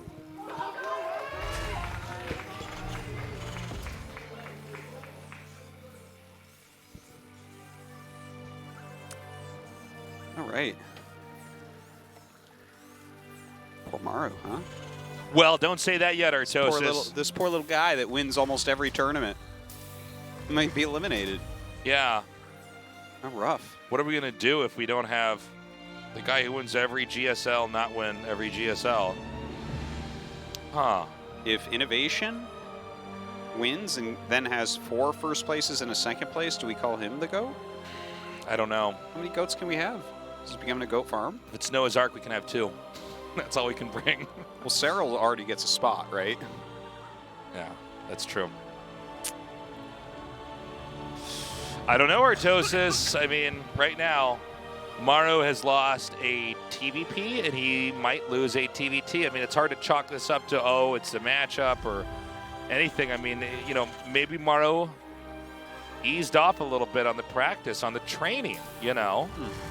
I don't know. I'm unsure. I kind of doubt he's not training, but the group is just a tough one for him overall. Yeah. Okay, so I think he might be able to starport with this because he saw that it is a CC. And the fact that he's going like Reaper into CC, oh my god, oh my god, oh my god, oh my god. That would have been crazy. Oh, he's like, I'm just going to look over the view. Oh, what? Oh, that's so funny. Get back here. Anyways, what I wanted to mention here, okay, he actually saved this, of course, to fight with the Reaper. Oh my god. I don't know what I'm seeing. This is the fight where nothing dies. All right. Anyways, I thought he might actually try to get a little bit more aggressive because it's such a fast command center. Paintball edition. Yeah, I thought he was going to do where something it just like that. really stings and leaves a bruise. Yeah, exactly. It's more dangerous than you think, but you're probably going to live through it. You ever been shot by a paintball? Yeah, I did when I went way when I was way young. I got shot in the neck. Oh, it was like so painful. It's so painful. I was so excited, and I had seen enough like really bad 90s action movies for me to completely understand what a shootout would actually be like, and I got shot in the neck in like the first minute. It was absolutely horrible. Yeah, I bet. Yeah. It sounds terrible. It was like on the one part where I didn't have any gear. Yeah. Yeah. Of course. No one wears neck gear. We're not all a bunch of wimps like I you, was, Jason. yeah. You don't know me, Artos. When I was a kid, I just walked around with a neck brace everywhere. It's the one time you didn't wear it. Yeah, I left my neck brace at home.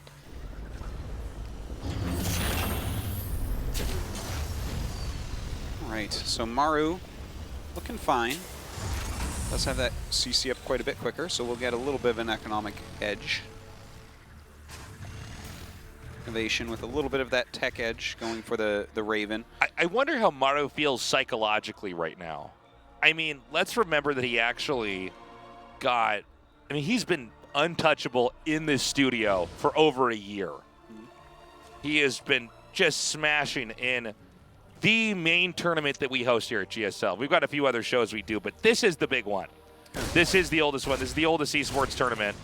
It is still going on to this day. And it's been his tournament the last 4 times in a row. Here he is, down 1 game in the last match, the elimination match, after already losing to Patience. This drop coming in, he actually ran a Hellion under it, but I guess he wasn't looking because he is completely out of position against this. So Maru's Hellion drop looks like it's going to do some really decent damage. Oh, 3. Man. Oh, actually disables the medevac. It's kind of clever. It's going to be quite a little while before he can get in there, but I think he might be able to save almost everything. Yeah. So really, he blocked it reasonably well. I'm surprised he didn't see it, though, considering he ran that under, but I guess it was around tall grass, too, which made it, you only saw it for a blip, I believe. Maybe he just barely missed it. Okay, a drop coming in here once more. Still pretty good for Hellions. These Hellions do not scale well later into the game. No. Another drop of ouch.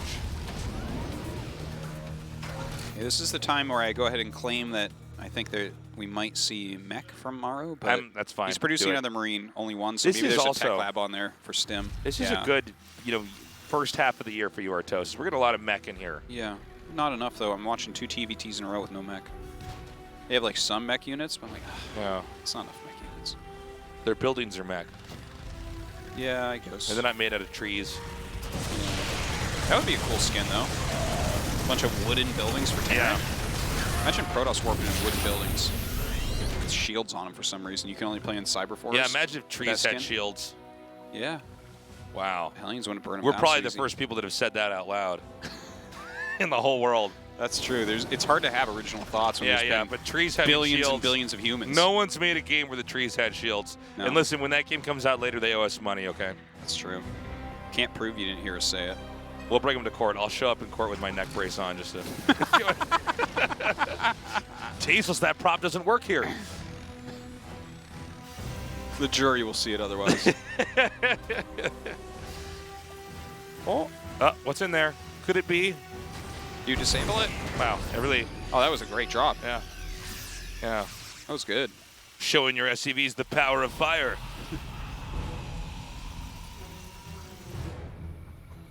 All right. Time to get out of here. I like to imagine that the Hellion also pilots the medevac here.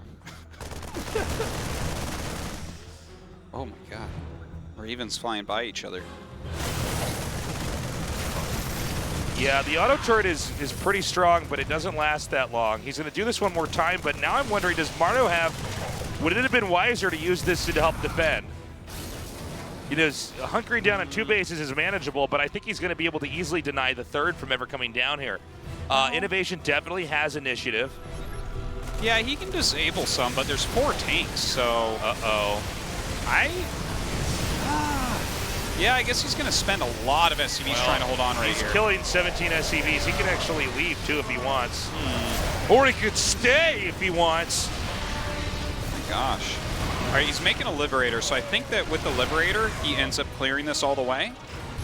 But the amount of damage done brings them back down closer to even on SCVs. They took no damage. The tanks? Yeah. Look at that. That's kind of the dream. Well, those Ravens were pretty heroic, I guess. Uh-oh. Say goodbye to your add-ons, friend. Oh, yeah. This looks like a StarCraft 1 drop right there. I know. But yeah, the Liberator's so powerful here. Oh, yeah, Liberator very necessary. He's going to try to move him. He edges away. Do you want to siege up here? Is it actually... Okay, I guess he could actually try to get in here. He's trying to get that Liberator so hard. Oh, that's pretty cute to say. The Liberator goes down. Oh! Oh my god, but the medevac disabled with 4 Marines left inside was killed. 3 add-ons are gone, Artosis. That's true, 3 add-ons are gone. 2 of them never really were, even. Yes. He's going to come forward now. Oh, man, this is a lot of infrastructure getting killed. Oh, my God, is Maru going to go down? Twitch. What's happening? What if everybody who's watching this right now, we'd all suddenly wake up from a collective shared dream, covered in sweat, realizing GSL is later on tonight? Oh my gosh. We gotta warn Maru. We gotta warn Maru, don't do it. Don't Watch play out the for your add-ons, Maru. Make sure you lose to Armani in the first set. Believe me, you'll thank me later. It's the only way to change history. Then Armani beats Patience easily, and I'm like, okay, this is wrong.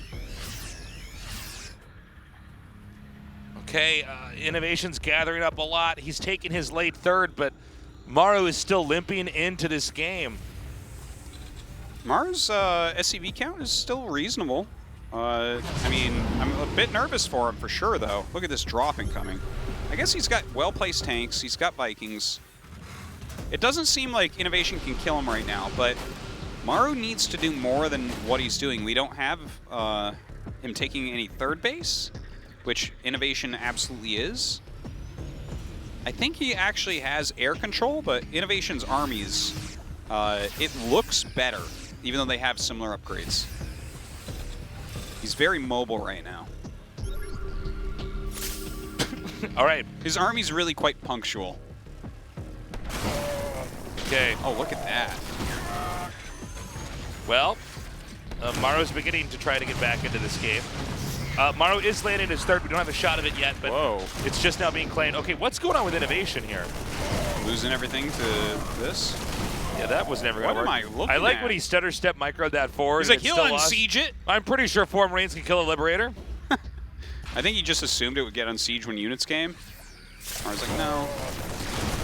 That was like a Patience move, what he did there with those 4 Marines, actually. Patience just believes Patience actually thinks the 4 Marines. Except those are slow stalkers. Yeah. Yeah. These Liberators did quite a bit.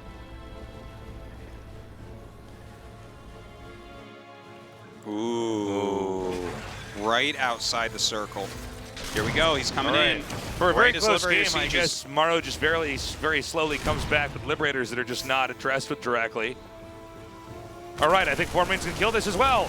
Oh, I think he's just got enough momentum. This is tricky right here. More Marines coming up for Innovation, so he's going to have to boost out.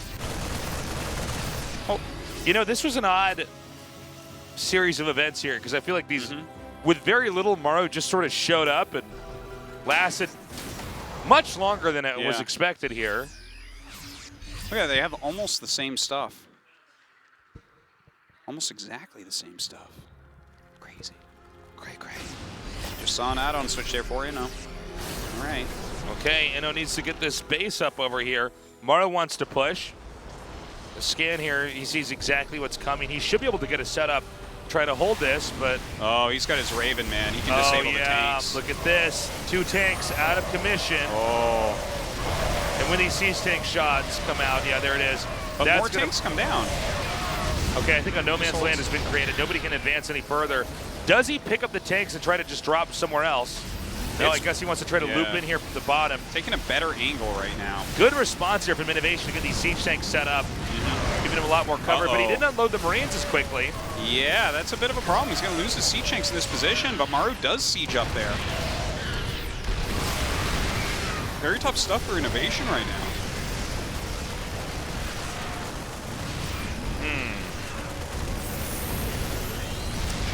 Liberator coming in is a perfect pushing tool, but you have to have enough Vikings or Marines in good positions to hold back opponent. Seems like Maru is really starting to destroy now. Wow. Okay, so I think Maru's really successfully moved in here. He's actually got this command center to relocate. So this attack here actually worked out. Beautifully done. Maru now taking his 4th base. I actually don't even think Maru's overstayed his welcome here. I think he can actually hold this area for a while. He's doing a great job of continuing to scan and monitor what Innovation's movements are. I think Innovation a little bit unsure of where he needs to go. And now Maru can, I think he can actually go somewhere else. This is great. 4th base is still up and running here for Maru. He's now outgrowing Innovation. We're starting to get to see why Maru is able to come out on top the longer a game goes on. Now these siege tank shots, great targeting on the clumps of Marines.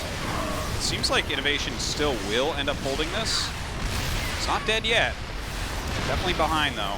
Down 20 workers at the moment. They both do have 2-2. Innovation seems to have slightly better air control and everything, but Maru relentless with these tanks and repositioning. Okay, he's coming in once more. I think we're at the beginning of the end here. Innovation is barely holding, but with every wave that comes in, I believe Innovation's army should be thinned out a little bit more. Let's see if I'm wrong, but you know, with the fourth base up for Maru, he has more workers, he's got superior infrastructure. I mean, you just outgrow them at this point in time. There's no medevacs out right now for Maru, so that's a little bit of a problem. Oh, how Definitely funny, needs to get those. There's literally none. Yeah. Not normal, but he's had a lot of Vikings and other units that were made. Yeah, when the tank count gets super low, though, Marines with medevacs, when everything is 2-2, are really going to destroy. When your Marines obviously do not have those. But look at this, 3-3 is on the way for Maru, so there's a ticking clock right now for Innovation. Unlike an unticking clock, like one that just doesn't work. Well, no, that would be like a clock that, you know, just like a digital clock, those don't tick. Or like a sundial. Sundial. Yeah, no, a sundial doesn't click. Okay. But a sand dial would, I mean, it makes noises. Are those clicks? I guess it matters what type of sand. It's what more type like of glass. this. It's like. It can be. Depending on the grains of the sand. Yeah, if it's like bigger grains and it's just starting, then those would be like click sounds. Okay. Like that. What are you trying to get a chipmunk's attention over here? What was that sound? Those were clicks. And my special sand dial.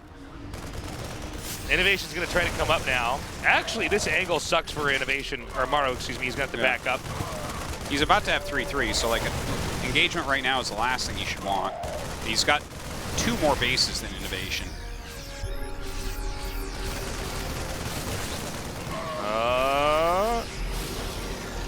Okay, Maru's got a good spot here.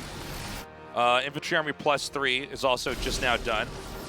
And look at this. Look at the dance they're doing. Maru's going to be ready to cut off anything that's going to come up this way. Now, we got a pickup that has not been scanned. Ooh. And a lot of times you see them trying to... Oh, my God. Good scan. Well, you got to make a move right now as Innovation. What? Only out positioning your opponent can win. I can't believe he didn't try to follow this back. Oh, he can actually... Oh, my God. One medevac goes down. Yeah, but he's dropping a hell of a lot up here, isn't he? Yeah, and this is a long travel distance. And Maru's doing a counterattack. We're going into a little bit of a base trade. Okay, hold on. Even though supplies are quite different, this is a lot in the main here. Yeah. As long as Innovation doesn't overextend and lose all this infantry to tank shots like that. Seems like Maru's got this. Seems like we go to game 3. Seems like the dream's still alive. Seems like a lot of things. Yeah, you know what? This series might be one of those things where I'm like, oh no, is Superman going to die in this comic book? Like, and no. then I remember that Superman has all the powers. Yeah. He can fly and he has Super X-ray Maru. vision. Yeah, Super Mario. Yeah, he can fly and he has X-ray vision. That was my actual strong. favorite game on Nintendo, was Super Mario. He had no brothers, by the way. It was just Mario. He was an only child. Yeah. He could have been a very successful plumber as well. He didn't have to, though. Well, he could do anything he wants with skills like these. Truly. GG. Maru wins Game 2, bringing us to Game 3. Okay. King's Cove is over with, and the King wins it. But the former King, can he win Game 3? What's our map taste? This is Kairos. Answer that for you. What's your question? Well, it's good. We'll see you at the junction, friend. Oof, it's a great place to meet. A lot of traffic, though. Make sure you specify the side. Now, everything on the line here. Everything. Whoop. So much on the line. Someone's going to take a break. Yeah. Look at Maru. He's like, I'm going to go to the bathroom, a.k.a. go talk to my coach. Yeah. So, we'll see what Maru comes back with. Hopefully clean hands. I'm ready for this Game 3. And you know what? Yeah. I don't even care who wins. Really? I want the player who deserves to win. Oh, no. I want Maru to win based purely off of his past. Whoever wins, I want that player to win. I don't want somebody to win off merit. That's a good point, actually. Yeah. I think I'm with you on that. This is not a meritocracy. Even if Maru misplays, I hope that he wins. Yeah. I want to be like those unreasonable Flash fans where if Flash doesn't win everything, I'm upset. Well, the map's would be rigged if that were to happen. But I didn't get that upset. I hope Maru wins, man. Here's the thing. I think it'd be very exciting if he didn't win this GSL, but I don't want him to lose this fast. Yeah, it's stupid to have him go out in the round of 32. It's dumb. At least have someone beat him in the finals. Imagine Patience taking him down in the finals. What a real champion moment that would be. Imagine Patience loses in the round of 16 and Maru's not in the round of 16.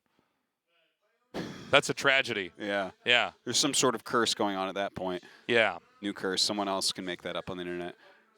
But I actually kind of do want Patience to win the GSL so that we can all just look at it and be like, okay, collectively we need to learn from this. Okay? What was done here? But, yeah, I would be okay with that. That would be fun. Thing is that Innovation's looking pretty good. I think Maru has had some bumpy early game here. It seems like he's had so many games out there that people are really studying how he plays. People seem to get his openings really good, not just Innovation, but Patience clearly as well. But if the game goes on long enough, Maru seems to catch his stride. So if I am seeing Innovation win this based off what I've followed so far, I would say Innovation has to have an excellent opener that allows him to get a leg up and come in there with a killing blow against Maru, because Maru, look, a lot of players have been spending weeks studying his style of play, looking for holes, looking for a way to take him down. This might be that day now, unless Maru can pull it together and go into a mid-game and late game. Get those sound effects going. Honk, honk. Beep, beep. Wee, wee, wee, wee, wee. Oh, I won 10 tickets. I love skee ball. Skee ball's pretty good. Reciprocity. Innovation. I think this is a proxy from Innovation, maybe. Is it? Is he going to proxy Reaper? I don't know, maybe. Yeah, looks like it. Jin Air Green Wings. Maru.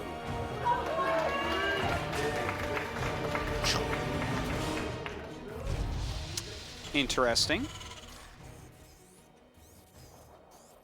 The proxy, probably for a Reaper here. Just how aggressive will Innovation get? Sometimes you have proxy Reaper and float at home. It's a possibility. Could do something crazy, go all in. I do want to point out we don't ever really talk about the idea of Innovation doing a build like this at the start of a game. He's more likely to cheese Beyond, Zerg sure. than other races. Gumiho, sure. Maru, sure. Maru quite regularly. TY, yeah, okay. Innovation, the least out of all those guys. So definitely some mind games going on here. As Innovation's going to try to open up with a technique that's not. He's certainly not branded with him. But Maru comes in here and sees immediately 2 gases and the absence of a barracks. Yeah, and he's going 2 bunker, so he thinks it's double proxy barracks Reaper. So a slight misread. It is a proxy barracks Reaper, but not a double. There's a factory that's proxied as well. What I think we're going to see here is Cyclones, I think, yeah. So you use this, well, I mean, I guess it could be Siege Chink, but I think it's Cyclone. Now, against Protoss, sometimes you'll do something like this and like float the barracks over and just be able to lock onto things. I don't know if that's like something that you ever see in TBT. So Innovation going to go ahead and make the Reaper. Yeah, okay, so it is totally, he's definitely going to float that barracks over, I think. This is going to be very interesting because Maru has countered it incorrectly so far. I don't think it's necessarily the end of the world that he made the bunkers. You got to play scared. What a silly thing to say. You got to play scared, guys. Because if it is the double proxy barracks Reapers and you just die to it, you're going to feel like a bonehead. Okay. So crazy to see Innovation doing this, but, Innovation, multiple GSL champion. He was the original guy. He was the original Maru. He was the original Maru. Yeah. Does that make Maru the next? Innovation's like the Atari and Maru's like the Nintendo. You know what I'm saying? Yeah. Okay, here we go. Well, wouldn't it just let MVP? it go. Isn't Maru a PlayStation? He's a Dreamcast. Well, I guess he's losing this GSL. Yeah. All right, I guess this didn't work out. Uh-oh. He's going to send it all Back it home. up, boys. Our Nino Burrito strategy didn't work. No, I guess it did not. He gets his command center started first. That's something. Whereas Viking tank on the way. I feel like in these types of weird situations, Maru is generally better than Innovation. I would agree. We also don't get to see competitive games where Innovation opens like this, and especially where it doesn't work at all, and he tries to completely reorganize himself into a standard style of play. Yeah, I'm very interested to see where Maru takes this to. It looks like Innovation just going straight into some bio play, getting some additional production facilities, probably to make up for the fact that his are in the air for most of the game. If we do go into a late game with these two, although these guys have the most intense and powerful late game there is, as Terrans really, Innovation is probably more noted for just having stronger pushes, whereas Maru is known for having better drops, particularly with large drops that get his opponent in a bad position, so that's something we want to watch for as well. I'm not saying one's even necessarily better than the other, but if you go back and look at a lot of their games, it's a lot of big drops from Maru in the right spot at the right time, and for Innovation, it's a lot of a tug of war that he ultimately wins, even in TVT. All right. It should be pointed out that Maru here has gone for a very quick triple CC, and Innovation is getting a rather quick +1 with 3 Raxes out, so he's going to be able to apply a lot of pressure. We're going to see a big attack coming at him as those upgrades finish, I think. With non-stop Siege Shank production here, I mean, obviously you've got that going for you, but I think you're going to be spread a little bit thin to hold on if you try to take the third too quickly. That's, I think that might be what ends up really being a key factor in this game, is how quickly Maru tries to land that command center at a third base. Oh, man. Quick scout in here. He does see the third CC. Very important. Sees everything else that's there. Innovation with a lot of production back in this. So slightly different directions here. You know, you got the powering play for Innovation.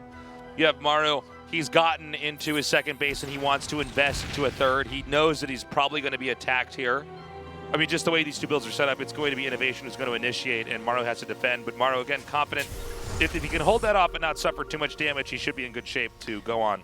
This is going to be tough, though. To a healthier game. I agree. Interference Matrix, plus Stim and +1.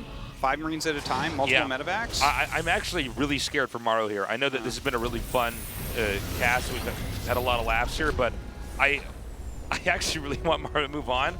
And to be honest with you, I'm scared because I like what Innovation's doing here. Now, that's funny. I thought he was going to push it a little bit more quickly, but he's going to take a third of his own. And I almost feel like that's a little bit... It's interesting.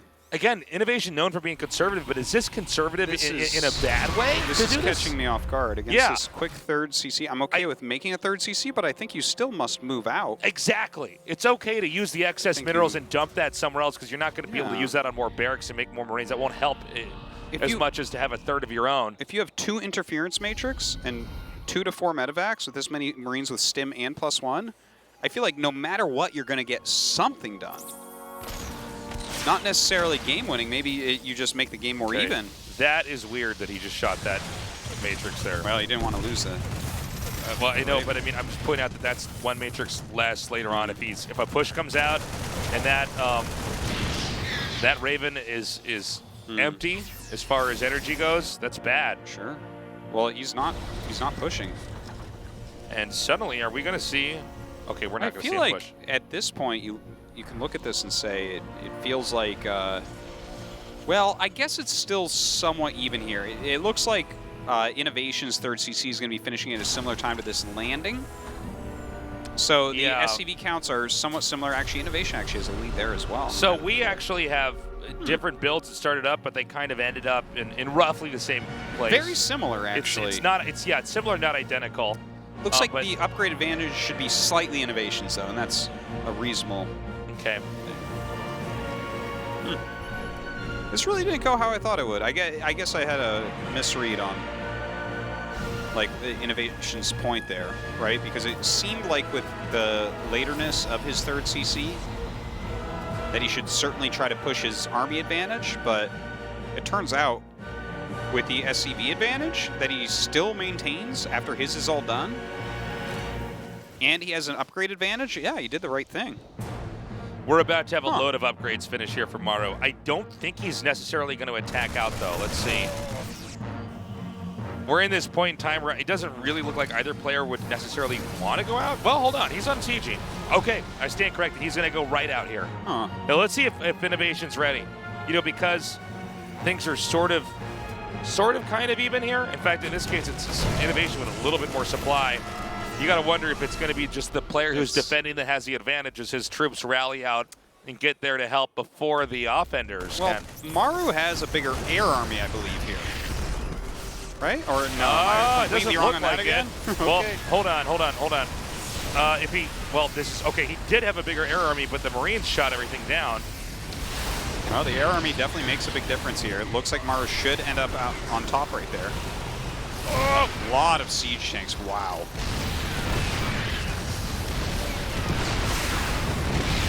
Okay, more Vikings are going to come in. I believe that tank that's in the lower right can actually hit the CC, right? Yeah, he can move forward now because he disabled another one. Okay. Now this is the play that Maru needs. We have a blob on the map, some blue blob. There it is. It's moving up. And remember that this is a really easy way to turn a game on its head, is to have your infantry rush into some location that's undefended, mow everything down, pick up, pop in the main. But I think Innovation's going in here blind. A scan comes down, and I'm actually shocked that he's going to do this. Yeah, he's got the +2 against +1, but he's under Liberators with a siege tank there. Anti-timing, bro. That just finished after the attack. Oh, the +2 did? Yeah, oh, crazy. Yeah, that's bad. Oh. Everything about it was a bit of a mistake, but he holds. Maru does have a bit of an advantage here as far as army goes. A lot of siege tanks left over. Okay. I'm worried that Maru's roaming is going to be too strong. It's going to be hard to hold all these positions. The Liberators are helpful, though. Okay, the rocks are going to go down here. I think he's actually going to ditch this. Yeah, he's going to ditch this spot. Right now, map control is for Maru. Again, like we were saying earlier, Maru, the longer the game goes, generally the better shape he's in. But this is Innovation, okay, who's got maybe the longest history in StarCraft 2 of just being an insanely solid Terran player, whose just core fundamentals have allowed him to win. All right, Innovation's going to try to meet him down here. If Innovation loses this position, he actually loses the command center. And this is awkward right now for Innovation. He's wedged in the ramp, so he's going to eat so much splash damage here. Good position here with the Liberators, though, gunning down these tanks. Those are doing so fantastically. Kills a bunch of them. And he should be able to retake this position as well. Look at that. Siege is up on this tank. Gonna force it to push back. Oh, wow, he needs very close game right now. Again, the depots are getting in the way. He had to lower them. The siege tanks right now for Maru really are everything because the army supply is very similar, but Innovation's up to upgrades. So his Marines could massacre his opponents if not for these siege tanks. This dance going on in the middle. He's trying to get an opening here. Oh, split decision by Maru. He does not overextend. He would have eaten way too many tank shots there. Just getting out of the Liberator range. Whoa! All right, he picks one off, but that is a great retreat right there. And Innovation wants to fight with this upgrade advantage. Dude, it's not going to be around for long, though. That was so scary by Innovation. Yeah. He saw that exact moment. He just stims. He goes in there, tries to attack. But Maru narrowly escapes, losing, I think it was 2 tanks. He's regrouped. The 3 o'clock position, by the way, Innovation is mining from that. He's in good shape. Now, Innovation is maxed out, as is Maru. We got a kind of free-flown no man's land here. Hold on, hold on! Oh my god, look at Innovation right now, pushing forward. He's got a great concave there, but has to pull back as a tank siege. Maru actually splitting off a little group of Marines, is able to kill those 2 tanks on the right-hand side. This is such an intense TVT. He's going to go for it. These Marines are kind of stuck on this ledge. In fact, he's going to retreat up here, eating a few Viking shots. Yeah, the air advantage still does go right now to Innovation. Okay. Maru's adding more starports, so he wants to take that over. Innovation is willing his way into this map. He's now actually gotten in between all of the bases, but hold on. Oh my god, Maru thought about diving in and actually turns around, eating some more splash damage shots. Yeah, even shoots some of those tanks in the toes right there with that Liberator. Great usage of these Liberators so far. Forward, another tank is stray here. Maru having a hard time keeping up. Innovation is powering through. Innovation continuing to push forward. Oh my god, getting so close up here to Maru. Look at that, Maru not being quick enough. He needs to get these tanks out of there. Oh my god. The foot of that tank sitting there as well. Okay, he's got the position. He's gotten all the way up here. But can Innovation actually push through anymore? Whoa, yeah, whoa. He certainly Maru's going to back up. Losing these tanks is big. Oh, good save on one. Oh, never mind. He lost the medevac that was in. Even worse. Maru is having such a hard time right now. Oh Innovation. My God. He's finding weak spots all over the place right now. Was this an impulsive siege here by Innovation? Spreading in both directions. He chases Maru back. He actually lost a lot of Marines right there, trapping them with his siege tanks. Oh my god, his the army reinforcements is so are large. so sick. Oh my Innovation has Maru up against the ropes. This is just crazy right now. Maru is way down in supply. 25 more army right now for his opponent. The air advantage stays with Innovation, having enough Vikings here to push back this slight tech switch from Maru. Maru unable to refill his supply all the way. He really needs a maxed army to try to fight this. Okay, he's going to try to edge in here. Oh, he's going to give up this base, and he absolutely has to. There's no way to hold on right now. So many of his SCVs getting blown up on the way out as well. Maru is going for a counterattack through the right-hand side of the map right now. Okay. He's edging forward here. This is it. SCV's been pulled. 13 go down. Innovation continuing to push through. Maru's supply is plummeting. I think Innovation just did it, Artosis. I think he did. It looks like it. Maru actually turns around with his force, realizing his life is on the line. He needs these tanks on siege to have a chance. Innovation is in a very critical position, but Maru coming in here for the surround. He does have a nice flank. He's trying to get rid of the rest of these siege tanks. He's got a good spread. Okay, the infantry have done it. Innovation's attack has been held.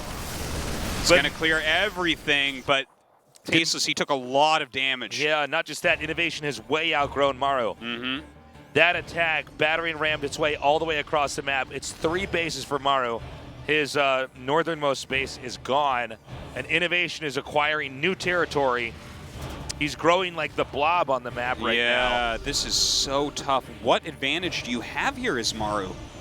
I really can't even think of one. Innovation's ahead in every way. Yeah, you have no advantage here. You basically have to try to bait Innovation into overextending. How do you do that? He's got more units. How's he going to overextend with those? It's hard, man. I don't know if it's going to happen here at all. I mean, the problem is that Innovation can play a hyper-conservative game here and box Maru into the corner still. Maru, here. He's trying to move out. He's trying to get something done. With a surplus of command centers, Innovation has scans for days. He can basically play as if he had map hacks here, just watching the army movements here of Maru. Maru scans, he's looking for an opening. It's not just that, though, Tasteless. He also has Liberator range and more Vikings. So it's like, you really... And look at that, sensor towers going down here. Oh my god. He just keeps pushing them forward. Innovation in so much control right now. Guys, the 4-time GSL Codes champion may lose in Group A of Season 2 to a weakling 3-time GSL champion. Oh, okay. Again, you can see Maru, he has to constantly respect the Liberator presence on the map here. The siege tank, oh, hold on, here we go. The boiling point is here. Oh my god, trying to punch forward. Maru right now. The Vikings doing so much. He's doing it, he's pushing back across. He took out a good chunk of that army. Yeah, superior tank out here for Maru. The siege tank's doing a ton of damage, but those air units really paying off for Innovation still. His Liberators still have a lot of play here. Damn, that was the overextension that Maru was looking for. 30 supply like 3 difference. more of those, I think. Well, I mean, these guys go for long games, Artosis. That might happen. Yeah. You can see that Maru is constantly trying to find an opening to go around. Innovation is kind of doing this dance back and forth. God, that was so close. I know they're going to get out, but it's so crazy. So tight. But I don't know if Innovation's just zoned Maru too far to the upper right. This is actually the point where reinforcements can't get here. That's true, but it's a self-made flank. It's a self-made flank. Hold on. Hold on here. Oh my god. He's getting him before the siege. He's going to get only like 1 to 2 volleys with most of these tanks. Oh man, the tanks are already sieged up in a good spot. The remaining Marines whip around to the top. And Innovation winning that fight. Right now, Maru has to hold up this next attack. Siege tank sieging up. Oh, the Liberators are sieged here as well. A ton of Marines from Maru come out. He's going to lose another siege tank, it looks like. Oh, that was a great disable, saving his tank. Beautiful move. Scan coming down. Innovation edging forward again. Maru's expanding down the left side of the map during all this, by the way. He taps out. Oh, that is it. Maru is out of the GSL Code S. Innovation's like, I wonder how my opponent feels. Hopefully bad. Wow. Wow. Damn. What play by Innovation. Maru out in the first day?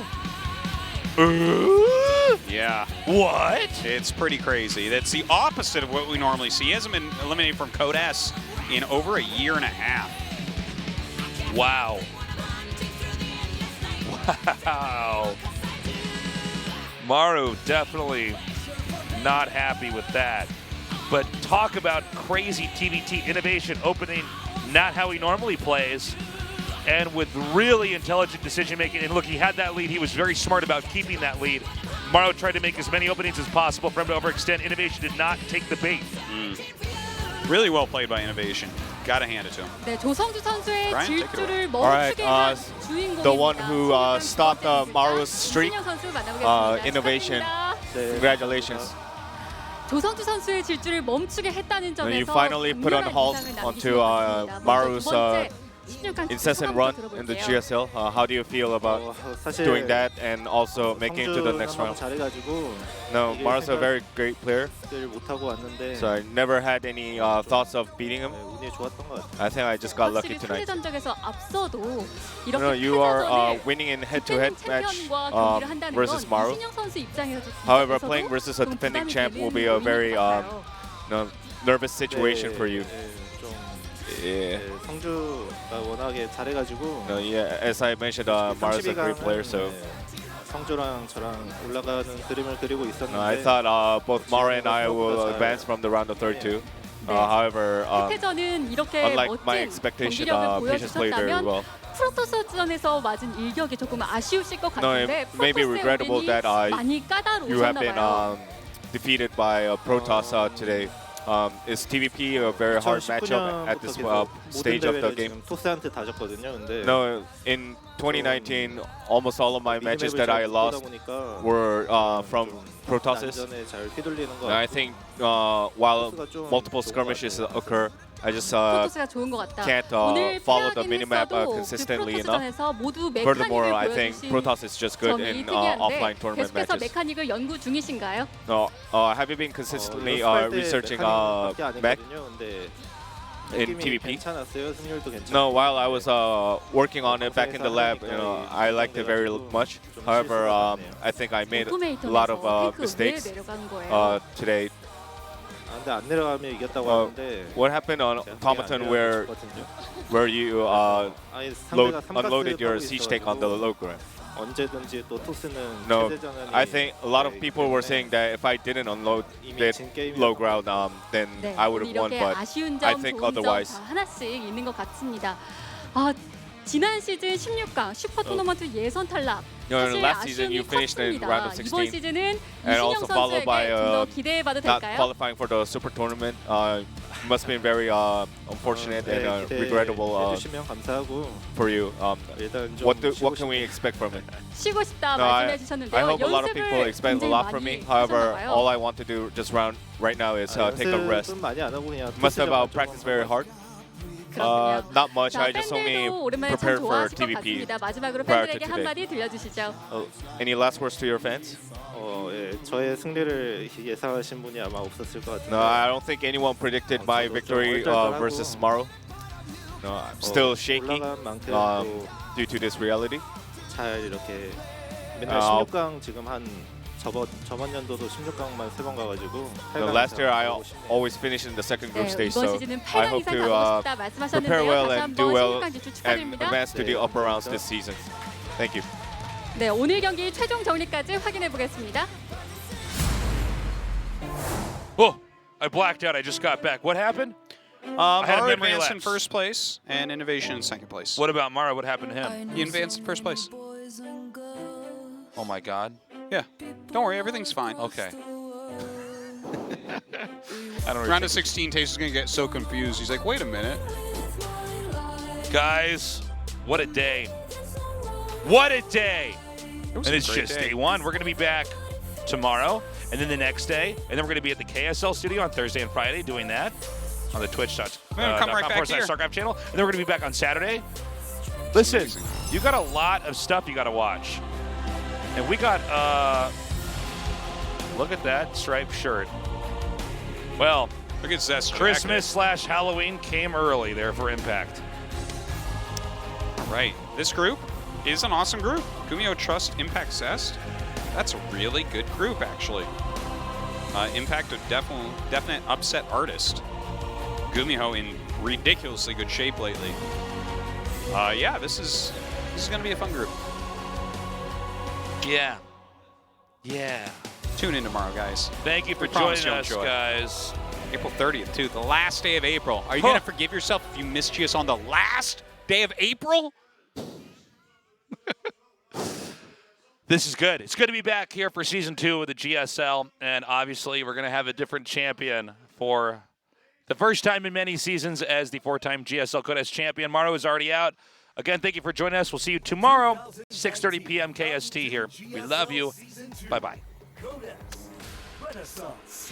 All that we have is just slipping away, and I don't believe that it's gonna be okay. You can't stop the bleeding, it's almost too late. You're leaving us all behind without to break.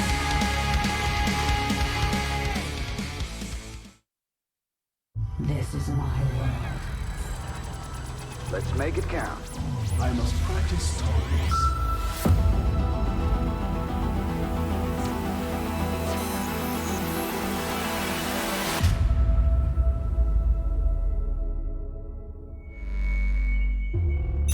Next, GSL Season 2. Renaissance.